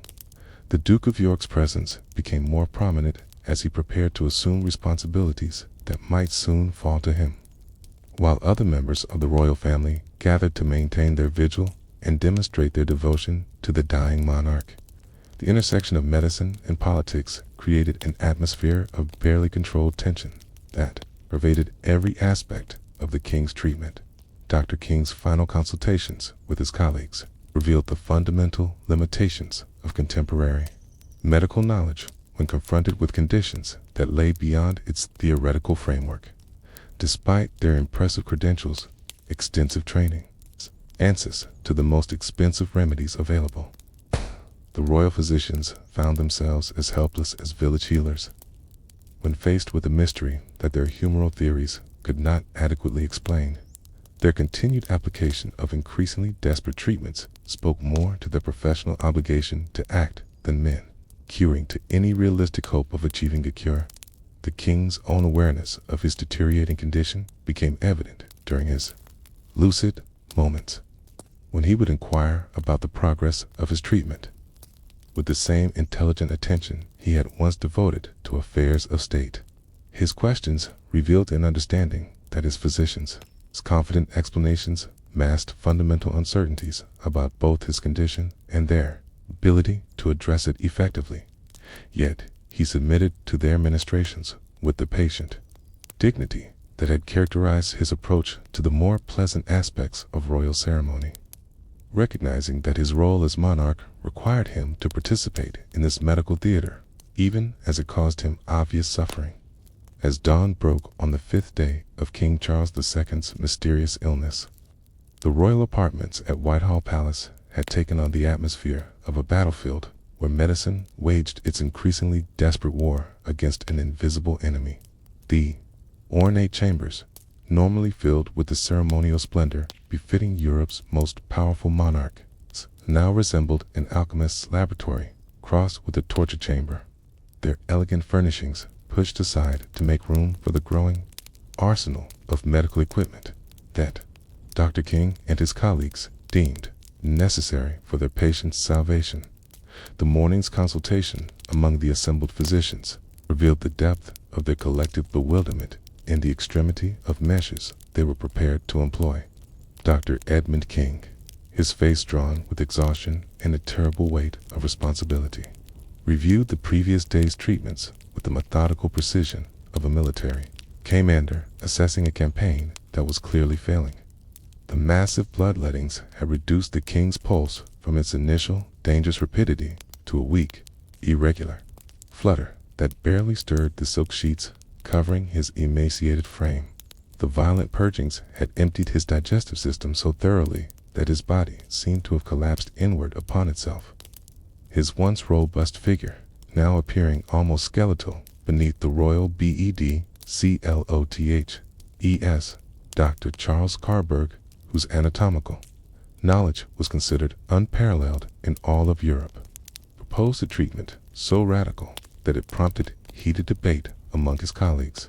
He advocated for the application of red-hot irons to the king's feet, a procedure known as actual cautery that was believed to draw corrupted humors away from vital organs toward the extremities where they could be safely expelled from the body. The theoretical foundation for this treatment lay in the principle of revulsion, which held that creating intense pain and inflammation in one part of the body would redirect the body's vital forces away from diseased areas toward the site of deliberate injury. The preparation for this extreme procedure required the summoning of additional specialists whose normal duties lay far removed from the rarefied world of royal medicine. Master blacksmiths were called from their forges to fashion the delicate iron instruments that would be heated to precise temperatures before being applied to the royal flesh. These craftsmen, more accustomed to shoeing horses and forging weapons, found themselves working with the finest precision to create medical tools that would be used upon the body of their sovereign. The irons themselves were works of art in their own way, their surfaces polished to mirror brightness, and their handles wrapped in silk to prevent the physicians from burning themselves during the procedure. The psychological preparation of the medical team for this extreme intervention revealed the profound moral complexities that surrounded 17th century medicine. Dr. King found himself struggling with the knowledge that the treatment he was about to approve would cause excruciating pain to a man he had sworn to heal. Yet his medical training insisted that such dramatic measures represented the only hope for drawing the king's soul back from the edge of death. The other physicians engaged in heated theological debates about whether inflicting deliberate suffering upon an anointed monarch might constitute a form of sacrilege that would bring divine punishment upon them all. The actual application of the red-hot irons to the king's feet created a scene that those present would remember with horror for the rest of their lives. Charles, barely conscious but still capable of feeling pain, let out screams that echoed through the palace corridors despite the thick tapestries that had been hung to muffle sound. The smell of burning flesh mingled with the already complex aromatics of the sick room, the herbs burning in braziers, the various medications being prepared, in the underlying corruption of serious illness. Courtiers who had witnessed battles and executions found themselves nauseated by the deliberate infliction of agony upon their beloved monarch. Dr. Scarberg monitored the cauterization with the clinical detachment that his profession demanded, watching for signs that the treatment was achieving its intended effect. The immediate response seemed promising. The king's pulse quickened temporarily, and his previously vacant eyes showed flickers of awareness that suggested his vital forces were indeed being redirected toward the sites of injury. However, these encouraging signs proved fleeting, and within hours, the monarch had lapsed back into the same alarming torpor that had characterized his condition since the mysterious collapse that had initiated his ordeal. The failure of cauterization to produce lasting improvement prompted Dr. Thomas Millington to propose an even more desperate expedient, drawing upon recent developments in chemical medicine that were beginning to challenge traditional humoral theory. He advocated for the administration of mercury in doses far exceeding anything previously attempted in royal medicine. Known as quicksilver for its unique properties, it's believed to possess almost magical powers for penetrating the deepest recesses of the human body and expelling corruption that other remedies could not reach. The preparation of the mercury treatment required elaborate precautions, as the substance's toxicity was well understood even by 17th century physicians. Dr. Millington supervised the careful measurement of the silvery metal, which was combined with antimony and other mineral substances to create what he termed a universal resolvent, capable of dissolving the most obstinate blockages within the king's system. The mixture was heated in specially designed alchemical vessels until it achieved a consistency that could be administered through the silver tubes that had become standard equipment for feeding unconscious patients. The administration of mercury to the dying monarch created immediate and dramatic effects that initially encouraged the physicians, but ultimately proved more horrifying than helpful. The king's mouth and throat began to produce copious quantities of saliva, a response that Dr. Millington interpreted as evidence that the mercury was successfully mobilizing corrupted humors for expulsion. However, the salivation quickly became so profuse that the royal patient was in danger of drowning in his own bodily fluids, requiring constant attention from servants who used silk cloths to absorb the endless flow. The mercury's effects extended far beyond excessive salivation, as the king's entire digestive system responded to the toxic metal, with violent spasms that left him writhing in agony despite his weakened condition. His stomach rejected everything offered to it, including the medicinal preparations that the physicians deemed essential for his recovery. The violent retching that accompanied these rejections was so severe that observers feared the king might literally tear his throat apart through the force of his involuntary contractions. Dr. Richard Lower, summoned from Oxford specifically to provide expertise in blood-related treatments, proposed a procedure that would have been considered experimental, even by the adventurous standards of restoration medicine. He advocated for the direct transfusion of blood from a healthy young lamb into the king's weakened circulatory system, reasoning that the pure, uncorrupted vital fluid of an innocent animal might replace the diseased humors that were slowly killing the monarch. This procedure, which Lower had successfully performed on dogs in his laboratory, had never been attempted on a human patient, much less one of royal blood. The theological implications of interspecies blood transfusion sparked fierce debates among the court chaplains who had been summoned to provide spiritual guidance during the king's crisis. Some argued that mixing human and animal blood might compromise the divine nature of the royal soul, while others contended that God's healing power could work through any medium that offered hope of preserving the life of his anointed representative on earth. These ecclesiastical discussions, conducted in Latin and Greek to prevent eavesdropping by unauthorized persons, added another layer of complexity to an already impossibly complicated medical situation. The practical preparations for the transfusion. Procedure required the acquisition of a perfect lamb whose blood would be deemed suitable for royal circulation. Palace servants scoured the countryside for an animal that met the physician's exacting specifications, young enough to possess uncorrupted vital forces, healthy enough to provide beneficial humors, and pure enough in lineage to avoid contaminating the royal bloodline with inferior hereditary influences. The lamb finally selected was a spotless white creature whose genealogy had been traced back 3 generations to ensure its suitability for such an unprecedented procedure. Dr. Lore's transfusion apparatus represented the cutting edge of medical technology, employing silver tubes and specially designed valves that would allow blood to flow from the lamb's arterial system directly into the king's veins. The procedure required precise timing and flawless coordination among multiple assistants, as any interruption in the blood flow might introduce air bubbles that could prove instantly fatal. The lamb was positioned on a specially constructed table adjacent to the royal bed, its neck carefully shaved and painted with antiseptic solutions before the delicate insertion of the arterial tube. The moment when animal blood began flowing into the body of England's monarch created a scene that would have been unimaginable to previous generations of royal physicians.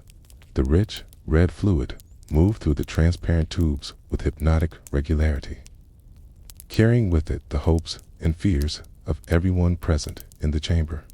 Dr. Lore monitored the procedure with intense concentration, watching for any sign that the foreign blood was being accepted or rejected by the king's circulation system.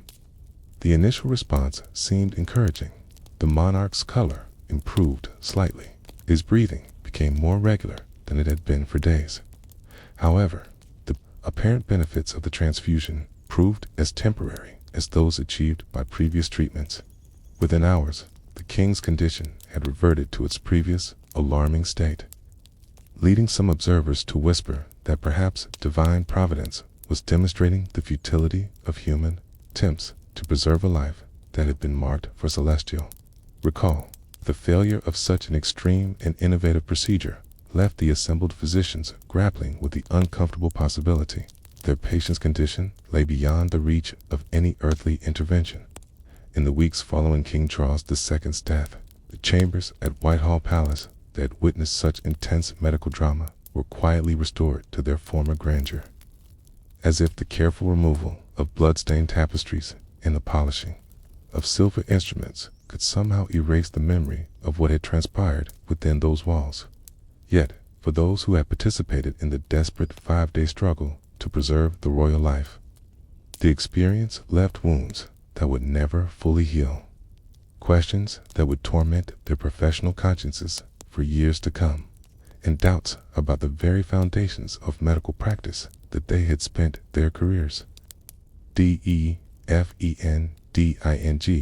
Dr. Edmund King found himself unable to sleep in the nights immediately following his patient's death, his mind replaying every decision, every treatment, every moment when alternative choices might have led to different outcomes.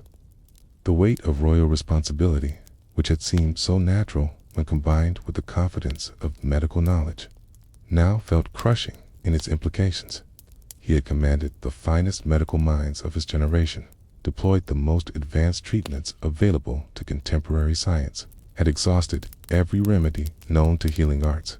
Yet, the end result had been not triumph, but tragedy, not recovery, but a death that seemed to mock the very notion of medical expertise.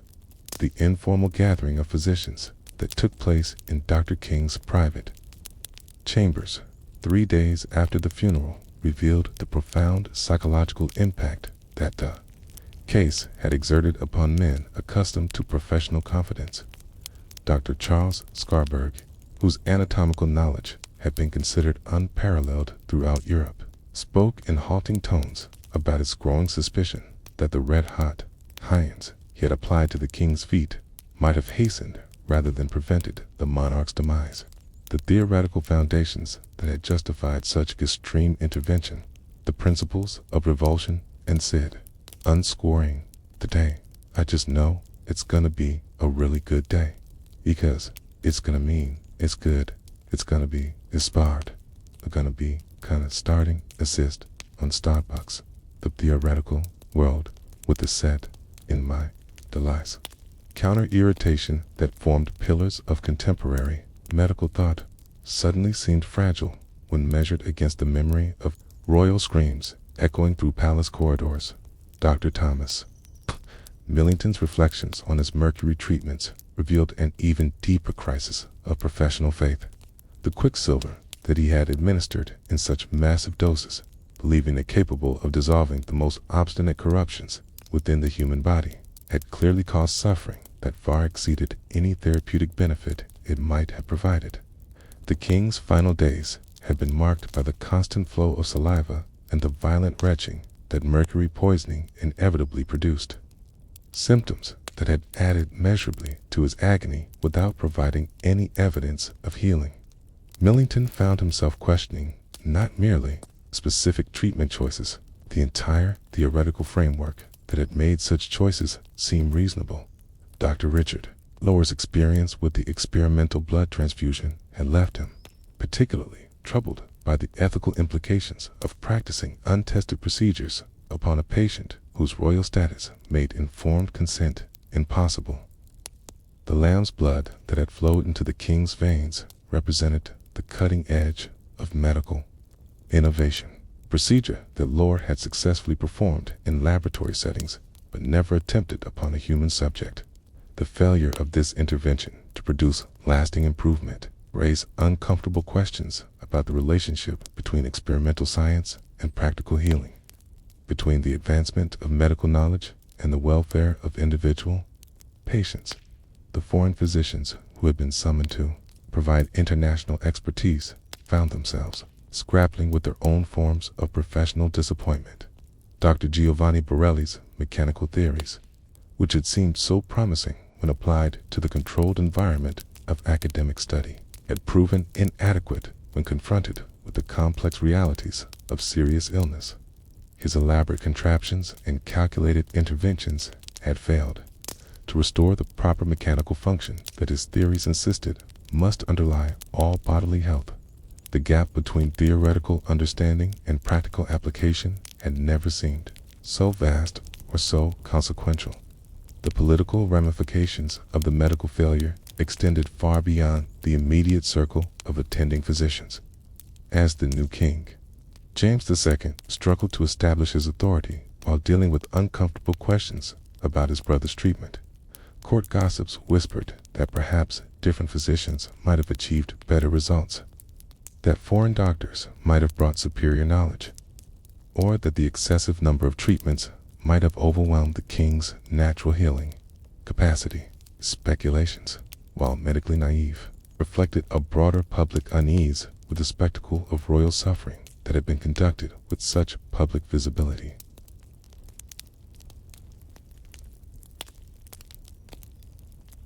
In the dim, candlelit chambers of learned men throughout Europe, behind doors locked with brass keys and guarded by the strictest secrecy, there existed in the late 17th century a peculiar institution that embodied both the highest aspirations and the strangest delusions of contemporary medicine.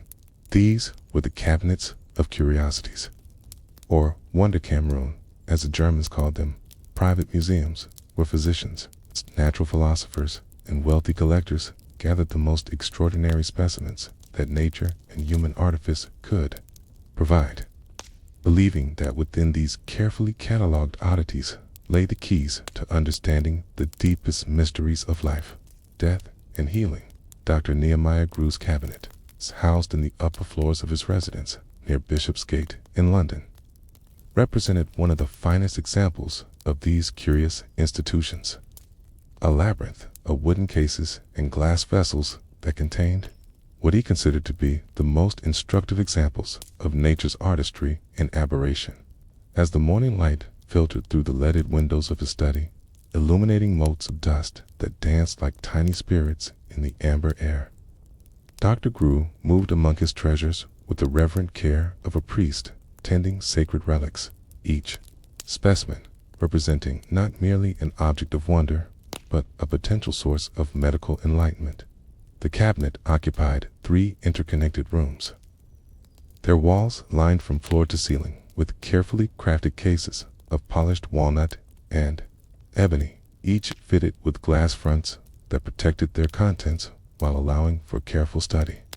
The arrangement followed a complex system of classification that Dr. Grew had developed over decades of collecting, organizing specimens according to their supposed relationships to human health and their potential applications in medical practice. The result was a visual encyclopedia of the natural world's most extraordinary productions, each item accompanied by detailed labels written in Dr. Grew's careful script, describing not only the specimen's origin and physical characteristics, but also its theoretical significance for understanding the human body's hidden operations. In the first chamber, it's devoted to what Dr. Grew termed anatomical curiosities. Visitors encountered displays that would challenge even the most robust constitution. Preserved in spirits of wine within sealed glass vessels, human organs showed the countless variations and abnormalities that could occur within mortal flesh. A heart with 2 chambers instead of 4 floated in its alcoholic bath like some aquatic creature while nearby. A liver of enormous size testified to the consequences of excessive drinking among London's merchant class. Most disturbing of all, a series of jars contained what Dr. Grew described as monstrous births, infants whose development had gone tragically awry, creating forms that seemed to belong more to nightmares than to nature. These anatomical specimens served purposes that extended far beyond mere curiosity, for Dr. Grew believed that studying abnormal development could reveal the normal processes by which healthy bodies formed and functioned. Each malformed organ represented a kind of natural experiment, showing what happened when the delicate machinery of human development encountered obstacles or followed alternative pathways, comparing diseased hearts with healthy ones, livers damaged by various ailments with those that showed no pathology, and the twisted spines of those born with deformities against the straight columns of normal individuals. He hoped to understand the fundamental principles that govern bodily health and disease. The preservation of these specimens required considerable skill and expense, as the spirits of wine necessary to prevent decay cost more than most physicians earned in a month. Dr. Grew had developed his own techniques for maintaining the specimens in pristine condition, adding various salts and aromatics to the alcohol that would prevent the clouding and deterioration that plagued less carefully maintained collections. The vessels themselves were works of art, their glass blown by the finest craftsmen and their brass fittings engraved with Latin inscriptions that identified each specimen's particular significance for medical understanding. Adjacent to the anatomical collection stood what Dr. Grew called his pharmacy of wonders, an array of substances from every corner of the known world that contemporary medicine believed might hold healing properties. Shelves lined with ceramic jars contained powders ground from the horns of unicorns, or at least narwhals, though Dr. Grew preferred not to dwell on such distinctions when demonstrating the collection to visitors. Nearby stood containers filled with baser stones extracted from the stomachs of various animals, each supposedly capable of neutralizing different types of poison that might threaten human health. The exotic origins of many pharmaceutical specimens reflected the global networks of trade and exploration that were bringing unprecedented varieties of natural products to European markets. Dr. Grew's collection included bark from South American trees that Spanish physicians claimed could cure fever, roots from Asian plants that Chinese healers used to restore vitality, and minerals from African mines that Arab alchemists incorporated into their most potent preparations. Each substance represented not merely a potential remedy, but a window into alternative medical traditions that might offer insights unavailable to European practitioners. Beneath the respectable facade of Dr. Grew's cabinet, hidden behind a concealed door that opened only to the pressure of a specific sequence of wooden panels, lay another world entirely, a shadowy realm where where medicine intersected with alchemy, where the boundaries between healing and magic dissolved into vaporous uncertainties, and where the most learned physicians of the age pursued dreams that would have been considered heretical if conducted under the harsh light of public scrutiny. This was the alchemical laboratory, a space where the rational empiricism displayed in the cabinet above gave way to more ancient and mysterious forms of knowledge, where the search for medical understanding merged with humanity's oldest dream of transcending the limitations of mortal flesh. The laboratory occupied a series of basement chambers that had been carefully excavated beneath Dr. Gru's house, their walls lined with lead and their floors paved with stones that would not crack. Under the intense heat generated by the furnaces that burned day and night in pursuit of alchemical transformation, the air hung thick with complex aromatics, the sharp bite of distilling acids, sweet corruption of decomposing organic matter, the metallic temps of heated mercury, and the mysterious fragrances released by substances that had no names in any earthly language. Here, in this underground kingdom of shadows and flame, Dr. Gru pursued investigations that he would never acknowledge in his published works or public lectures, experiments that sought to unlock the deepest secrets of life itself. The central furnace, constructed according to specifications found in manuscripts that trace their lineage back to medieval monasteries and Islamic courts, dominated the main chamber like an altar dedicated to some ancient god of transformation. Its clay walls, built up over years of careful application and firing, could withstand temperatures that would melt ordinary metals, while its carefully regulated airflow allowed for the precise control of atmospheric conditions that different alchemical operations required. The furnace served not merely as a source of heat, but as a kind of artificial womb where base materials could be gestated into higher forms, where the crude products of ordinary nature could be refined into substances that possessed almost divine properties. On cold winter mornings, when the Thames ran gray beneath lowering skies and the smoke from countless chimneys hung like a pall over London's narrow streets, a peculiar procession would make its way through the gates of the company of barber-surgeons, carrying with it the promise of knowledge purchased at the ultimate price, the annual anatomical demonstration. One of the most solemn and extraordinary events in the medical calendar brought together physicians, surgeons, students, and even members of the educated public to witness the systematic revelation of secrets that lay hidden within the human form. Secrets that could only be exposed through the careful dissection of those who had forfeited their right to bodily integrity through crimes against the crown. The anatomical theater itself was constructed with all the care and expense that the company could muster, rows in concentric circles around a central stage, where the drama of discovery would unfold over the course of several winter days. The wooden benches, ranged with mathematical precision to provide optimal viewing angles for every spectator, could accommodate nearly 200 observers, each paying fees that reflected both their social station and their proximity to the dissection table. The architecture deliberately echoed that of playhouses, for, indeed, these anatomical demonstrations represented a form of theater, where the human body served as both stage and performer in dramas that revealed the most fundamental mysteries of existence. Dr. William Harvey, whose revolutionary theories about blood circulation had already begun to transform medical understanding throughout Europe, stood at the center of this morning's gathering, his silver-headed cane tapping gently against the wooden platform as he surveyed the assembled audience with the measured gaze of one who had spent decades contemplating the hidden machinery of life. At 73, he remained the most celebrated anatomist of his generation, the physician whose careful observations had overturned centuries of medical dogma, and whose continuing demonstrations promised to reveal additional secrets that conventional theory had never suspected. The subject for this morning's dissection lay beneath a white shroud on the marble table that dominated the theater's central platform, cloth draped with such precision that it revealed the general contours of human form while concealing the specific details that would soon be exposed to the searching gaze of medical science. The body belonged to a young man, perhaps 25 years of age, who had been executed at Tyburn 3 days earlier for the crime of highway robbery.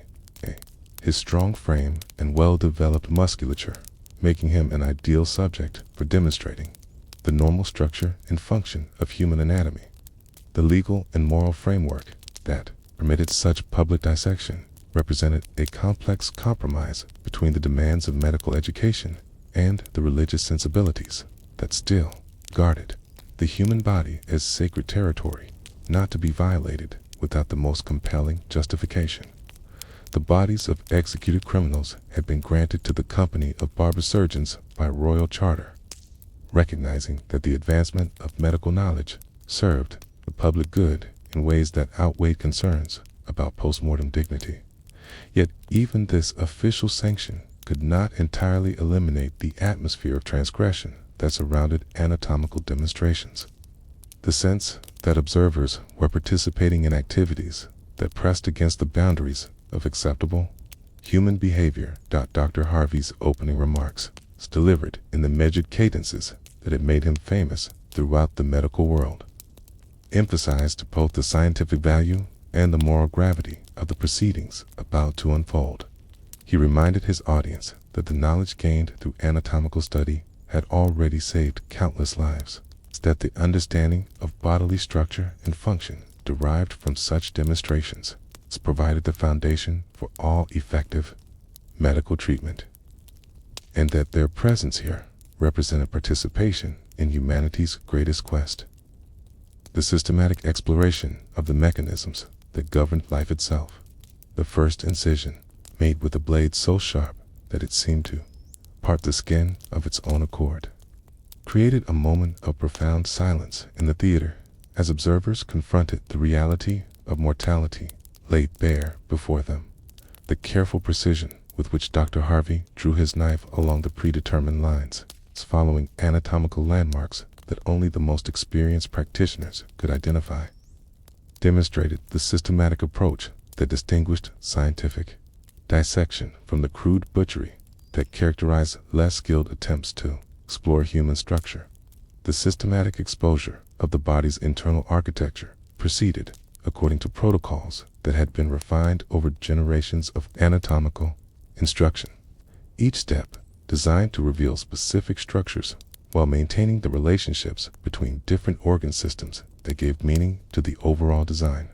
Dr. Harvey's commentary, delivered in Latin, interspersed with vernacular explanations for the benefit of less educated observers, provided a running narrative that transformed the visual revelation of anatomical structures into a comprehensive lesson about the principles that governed human physiology. The abdominal cavity, when finally opened to reveal its carefully packaged contents, presented a landscape that few observers had ever imagined. A world of organs that fit together with the precision of clockwork, yet possessed the living flexibility that no mechanical device could duplicate. The liver, dark and massive in its right-sided dominion, commanded attention through its sheer size and complex structure, while the delicate convolutions of the intestines demonstrated the remarkable efficiency with which nature had managed to pack enormous surface area into the limited space available within the human trunk. Dr. Harvey's particular interest in the cardiovascular system led him to devote extraordinary attention to the heart and its associated vessels, structures whose function he had revolutionized through decades of careful observation and experimentation. The heart itself, when carefully removed from its protective pericardial sac, proved smaller than many observers expected. Yet, its muscular walls and precise internal architecture immediately suggested the powerful pumping action that Dr. Harvey's theories required. The great vessels that emerged from the heart's apex and base provided visible evidence for the circulation patterns that his work had traced through countless experiments on living animals.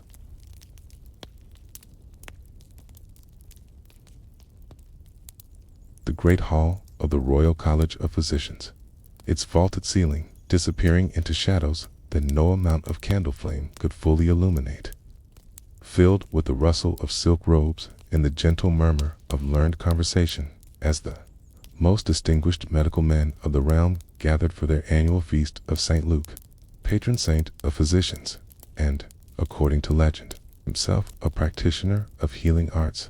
The year was 1678, and the assembled company represented the pinnacle of medical achievement in Restoration England. Men whose knowledge and skill commanded the respect of kings and whose treatment decisions could determine the fate of nations. Yet, beneath the ceremony and scholarly discourse that characterize such gatherings lay deeper currents of professional anxiety, personal ambition, and the eternal human struggle to understand forces that remain stubbornly mysterious despite centuries of accumulated learning. Dr. Edmund King, recently elevated to the position of royal physician following his successful treatment of several prominent courtiers, surveyed the gathering with the satisfaction of one who had finally achieved the professional recognition that decades of study and practice had promised. His scarlet robes, heavy with gold embroidery that caught and reflected the flickering candlelight, marked him as a fellow of the college and a practitioner whose opinions carried weight in the highest circles of English society. The silver staff of office that lay beside his place at the high table represented not merely ceremonial honor, but real authority over life and death decisions that affected the most powerful individuals in the kingdom. The hall itself, with its portraits of distinguished predecessors gazing down from elaborately carved frames, embodied the continuity of medical tradition that stretched back through centuries of accumulated wisdom and hard-won experience. Each painted face represented a physician who had faced the same fundamental challenges that confronted their living successors: the mystery of disease, the uncertainty of treatment, the terrible responsibility of making decisions that could preserve or destroy human life. The Latin inscriptions beneath each portrait, recording achievements and honors accumulated during careers dedicated to healing, provided inspiration and admonition for contemporary practitioners who aspired to similar recognition. The evening's menu, prepared under the supervision of the college's master cook, reflected both the refined tastes appropriate to such distinguished company and the medical theories that guided contemporary understanding of nutrition and health.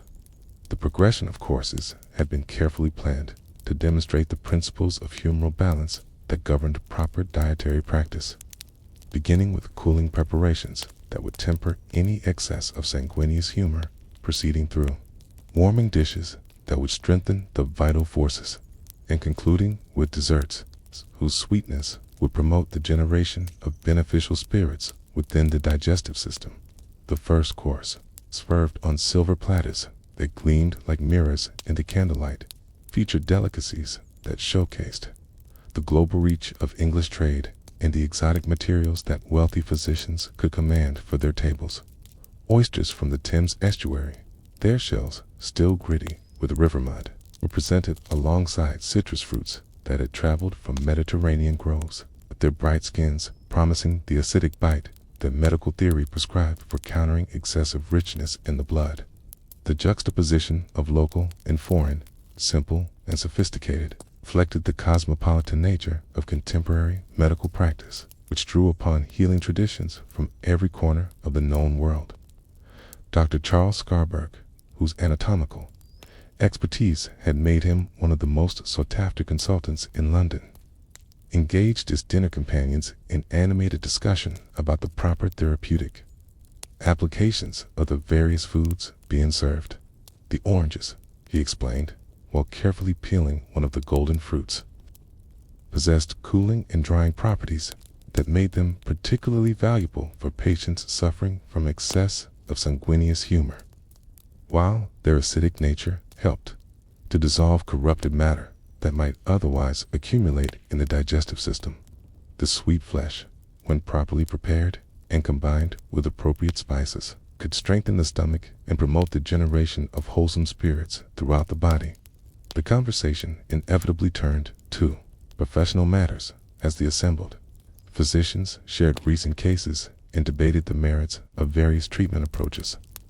Dr. Thomas Millington described his successful treatment of a merchant's wife. His melancholic humor had been restored to proper balance through a careful regimen of bloodletting, purging, and the administration of preparations containing antimony and mercury. Case had required several months of patient attention, but the woman's eventual recovery had demonstrated the effectiveness of systematic intervention based on sound theoretical principles. Even in conditions that had initially appeared hopeless, while the royal physicians retreated to their comfortable chambers, their stomachs satisfied with exotic delicacies and their minds stimulated by learned discourse. The city beyond the college walls presented a starkly different tableau of medical reality, in the narrow alleys and crowded tenements where London's poor made their precarious livings. Illness struck with the same relentless certainty that afflicted the wealthy. Yet, the resources available for treatment bore no resemblance to the elaborate remedies and careful attention that money could command. Here, in the shadows cast by the same moon that illuminated palace windows, ordinary people faced disease and death with whatever modest help their circumstances could provide. Mother Agnes Whitmore, a widow of 63 years, whose knowledge of healing herbs had been gained through necessity rather than formal education, moved through the dim passages of Whitefriars with the quiet authority of one who had spent decades ministering to the sick and dying among London's forgotten population. Her leather satchel, patched and repatched until its original form was barely recognizable, contained not the exotic preparations that graced royal medicine chests, but the simpler remedies that grew wild in English meadows or could be purchased for a few pennies from market vendors who asked no questions about their customers' ability to pay. The tenement where she paused this November evening stood 3 stories tall, but seemed to sag under the weight of accumulated human misery. Its timber frame blackened with soot and age, its windows stuffed with rags and paper where glass had once provided protection from the elements. The narrow stairway that led to the upper rooms creaked ominously under her slight weight, while the air grew thicker with each ascending step, heavy with the mingled odors of unwashed bodies, inadequate sanitation, and the distinctive sweetness that marked the presence of serious illness in a room no larger than a royal servant's closet. The Hartwell family, John, a porter who earned his bread carrying goods at the docks, his wife Mary, and their 3 surviving children, struggled against the fever that had claimed their youngest daughter just 2 days earlier. The room's single window, covered with oiled paper that emitted only the faintest trace of outside light, provided no relief from the oppressive atmosphere that seemed to press down upon the occupants like a physical weight. A small brazier, fed with whatever combustible material the family could scavenge, offered meager warmth while filling the space with smoke that made breathing an ordeal even for healthy lungs. Mary Hartwell, her face flushed with the dangerous brightness that marked advanced fever, lay on a straw mattress that had served the family for years, its original fabric long since replaced by patches of whatever cloth could be found or begged from charitable neighbors.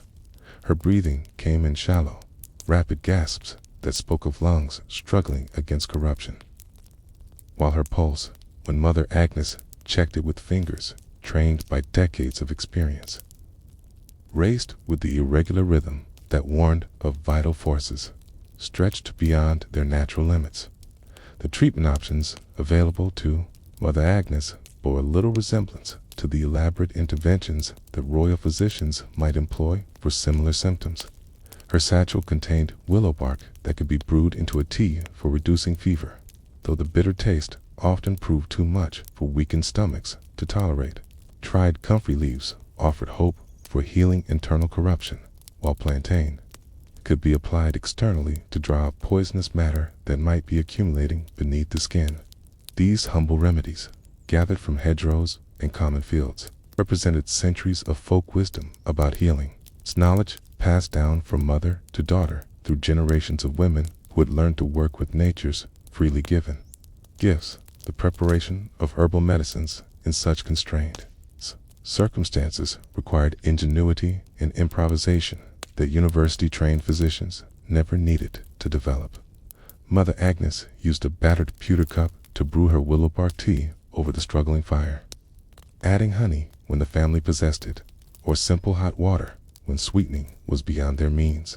The comfrey leaves were crushed between clean stones when proper mortars were unavailable, while plantain poultices were held in place with strips torn from whatever cloth could be spared from the family's meager wardrobe.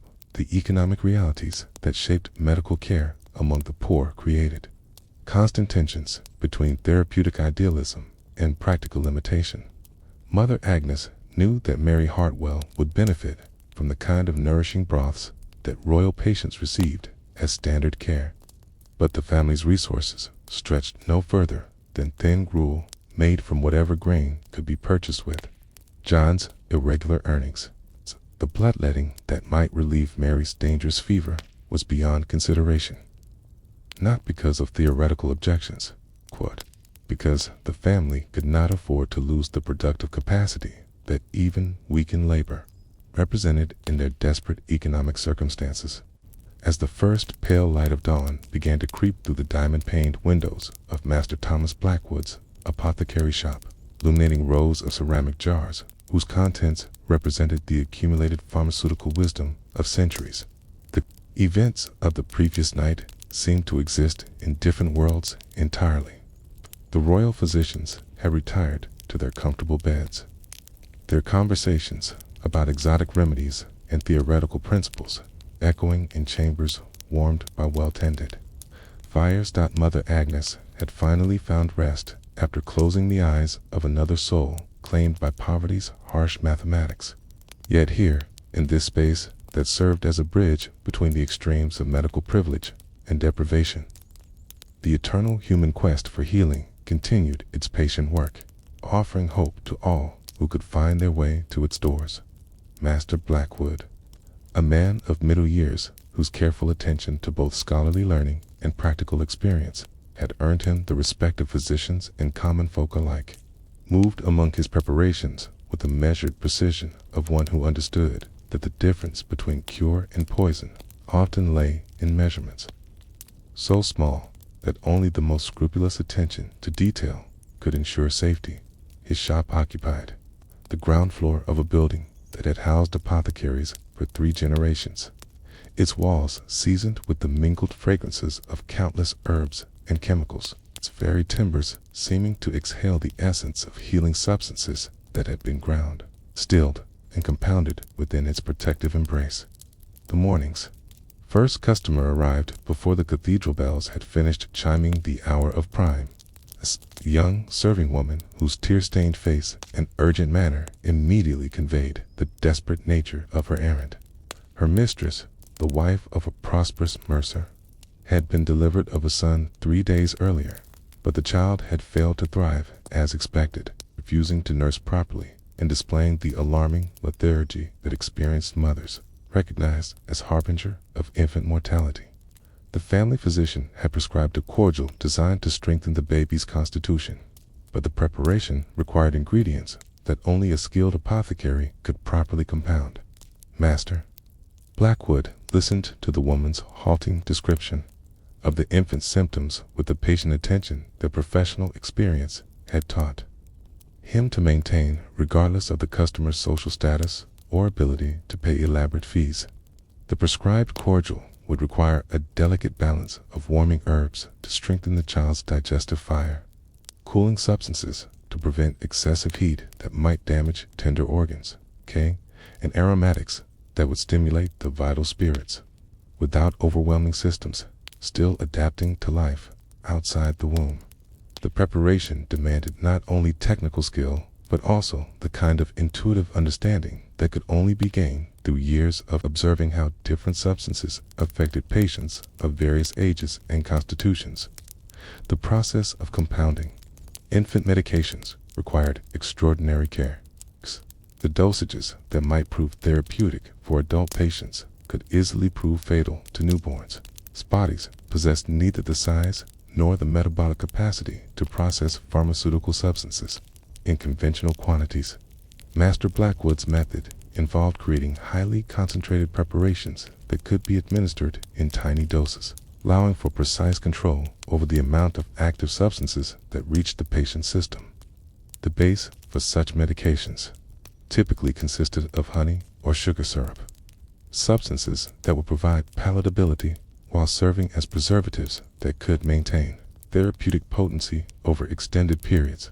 As he worked, carefully measuring minute quantities of powdered herbs and exotic substances whose names derived from Arabic, Greek, and Latin sources. Master Blackwood reflected on the peculiar challenges that characterized pharmaceutical work in an era when chemical knowledge remained primitive, yet therapeutic demands continued to grow. Each jar that lined his shelves contained substances whose properties had been discovered through centuries of trial and error, often at the cost of lives lost to treatments that proved more dangerous than the diseases they sought to cure. The accumulated wisdom represented by his collection was genuine but incomplete, reliable within narrow limits, but potentially catastrophic when those limits were exceeded. The preparation of the infant cordial required access to ingredients that demonstrated the global reach of contemporary pharmaceutical trade. Cinnamon bark from Ceylon provided warming properties that would strengthen digestion, while ginger root from India offered similar benefits with the additional advantage of settling queasy stomachs that might reject other medications. Rosewater, distilled from Bulgarian petals, added palatability and cooling properties, while a tiny quantity of dissolved pearls provided the essence of incorruptibility that would theoretically protect the infant from the various corruptions that threatened newborn life. As we reach the end of our gentle journey through the medical landscape of the 17th century, dear listener, perhaps you find yourself settling more deeply into the comfort of your modern bed, surrounded by the countless blessings that separate your world from the one we have explored together. The clean sheets that embrace you, the regulated temperature that requires no constant tending of fires, the reliable supply of pure water that flows at your command. All of these represent victories won through centuries of accumulated knowledge and social progress that the people we have encountered could scarcely have imagined. Yet, as you drift toward the peaceful sleep that crowns our evening's exploration, consider the threads of continuity that connect your world to theirs, the unchanging elements of human experience that persist despite all the dramatic transformations that separate past from present, the hope that drove desperate parents to seek Master Blackwood's remedies for their ailing children beats in the hearts of contemporary families facing similar crises. The dedication that motivated Mother Agnes to tend the poor and forgotten finds expression in countless modern healers who work in circumstances that wealth and technology cannot touch. The intellectual curiosity that led Dr. Grew to collect specimens and conduct experiments continues to drive researchers whose investigations push the boundaries of medical knowledge into territories that 17th century minds could never have conceived. The physicians we have encountered, Dr. King with his tragic failure to save a monarch, Master Hartwell with his patient ministrations to ordinary folk, Mistress Blackwood with her intimate knowledge of childbirth's mysteries, embodied the eternal human response to suffering, the instinctive drive to offer help, even when that help might prove inadequate or even harmful. Their theories may seem quaint to our modern understanding, their treatments barbarous by contemporary standards, confidence misplaced given their actual knowledge, yet their fundamental motivation remains as valid today as it was 3 centuries ago. They sought to heal because healing represents one of humanity's highest callings, regardless of the theoretical frameworks or practical tools available to any particular generation. The profound inequalities we witness between the medical care available to the wealthy and that accessible to the poor echo through our own time in ways that might surprise those who imagine that social progress has solved such fundamental problems, while the specific remedies have changed dramatically. The basic reality that economic resources determine therapeutic options remains stubbornly persistent, creating parallel medical worlds that share the same diseases but respond to them with vastly different capabilities. The elaborate preparations that graced royal tables and the simple herbs that Mother Agnes gathered from common fields have been replaced by equally stratified systems of medical intervention, where insurance coverage and financial capacity continue to shape healing possibilities in ways that echo the disparities we have observed. The transition from magical thinking to scientific method that we glimpsed in Dr. Gru's evolution from alchemical laboratory to rational cabinet represents a process that remains ongoing as contemporary medicine continues to grapple with the boundaries between proven knowledge and promising speculation. The confidence with which 17th century physicians prescribed treatments, that we now recognize as harmful, should provide sobering reminders about the provisional nature of all medical knowledge, including our own. Future generations may well regard our current therapeutic approaches with the same mixture of admiration and horror that we feel when contemplating bloodletting, mercury treatments, and the heroic interventions that failed to save King Charles.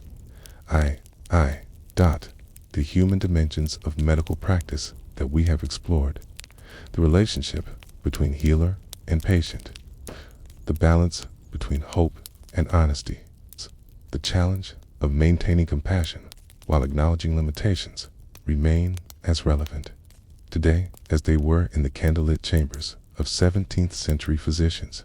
The technologies may have advanced beyond recognition. The theoretical understanding may have achieved unprecedented sophistication. The therapeutic capabilities may have expanded in ways that seem miraculous by historical standards. Yet, the fundamental human elements of medical care continue to center on the same interpersonal connections and moral choices that faced our historical predecessors. The wonder and mystery that filled the cabinets of curiosities where naturalists sought to understand life's deepest secrets through careful observation of its most unusual manifestations persists in contemporary research institutions where investigators employ technologies that would seem like magic to earlier generations, yet still encounter phenomena that challenge their theoretical frameworks and humble their intellectual pretensions. The sense of standing at the edge of vast unknowns that characterized 17th century medicine remains familiar to modern practitioners who recognize that despite all their accumulated knowledge, the fundamental mysteries of consciousness, aging, and mortality continue to elude complete understanding.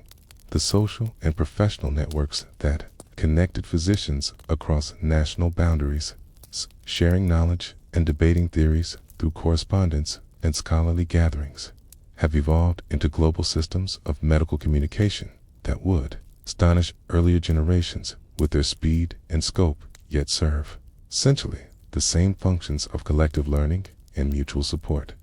The annual feast of the Royal College of Physicians has multiplied into countless conferences, symposiums, and collaborative research projects that bring together healers from every corner of the world in pursuit of the same goals that motivated their historical predecessors. The economic tensions that shaped pharmaceutical practice in Master Blackwood's shop the need to balance therapeutic effectiveness with commercial viability. The challenge of providing accessible care while maintaining quality standards, the pressure to innovate while preserving proven approaches, continue to influence contemporary medicine in ways that demonstrate the persistence of fundamental structural challenges that transcend particular historical periods or technological capabilities. The global networks that supplied exotic remedies to 17th century apothecaries, have evolved into complex systems of drug development and distribution that face similar vulnerabilities to disruption while serving vastly larger populations with exponentially more sophisticated products. Sleep well, dear listener, and dream, perhaps, of a world where healing continues to evolve, where knowledge grows ever deeper, and where the ancient human commitment to easing suffering and preserving life finds ever more effective expression through the combined efforts of countless individuals who choose to dedicate their lives to the sacred work of medicine. In that continuity lies both the humility that comes from recognizing our debt to the past and the hope that inspires us to contribute our own efforts to the ongoing human quest for health, understanding, and the peaceful rest that crowns each day's journey toward tomorrow's possibilities.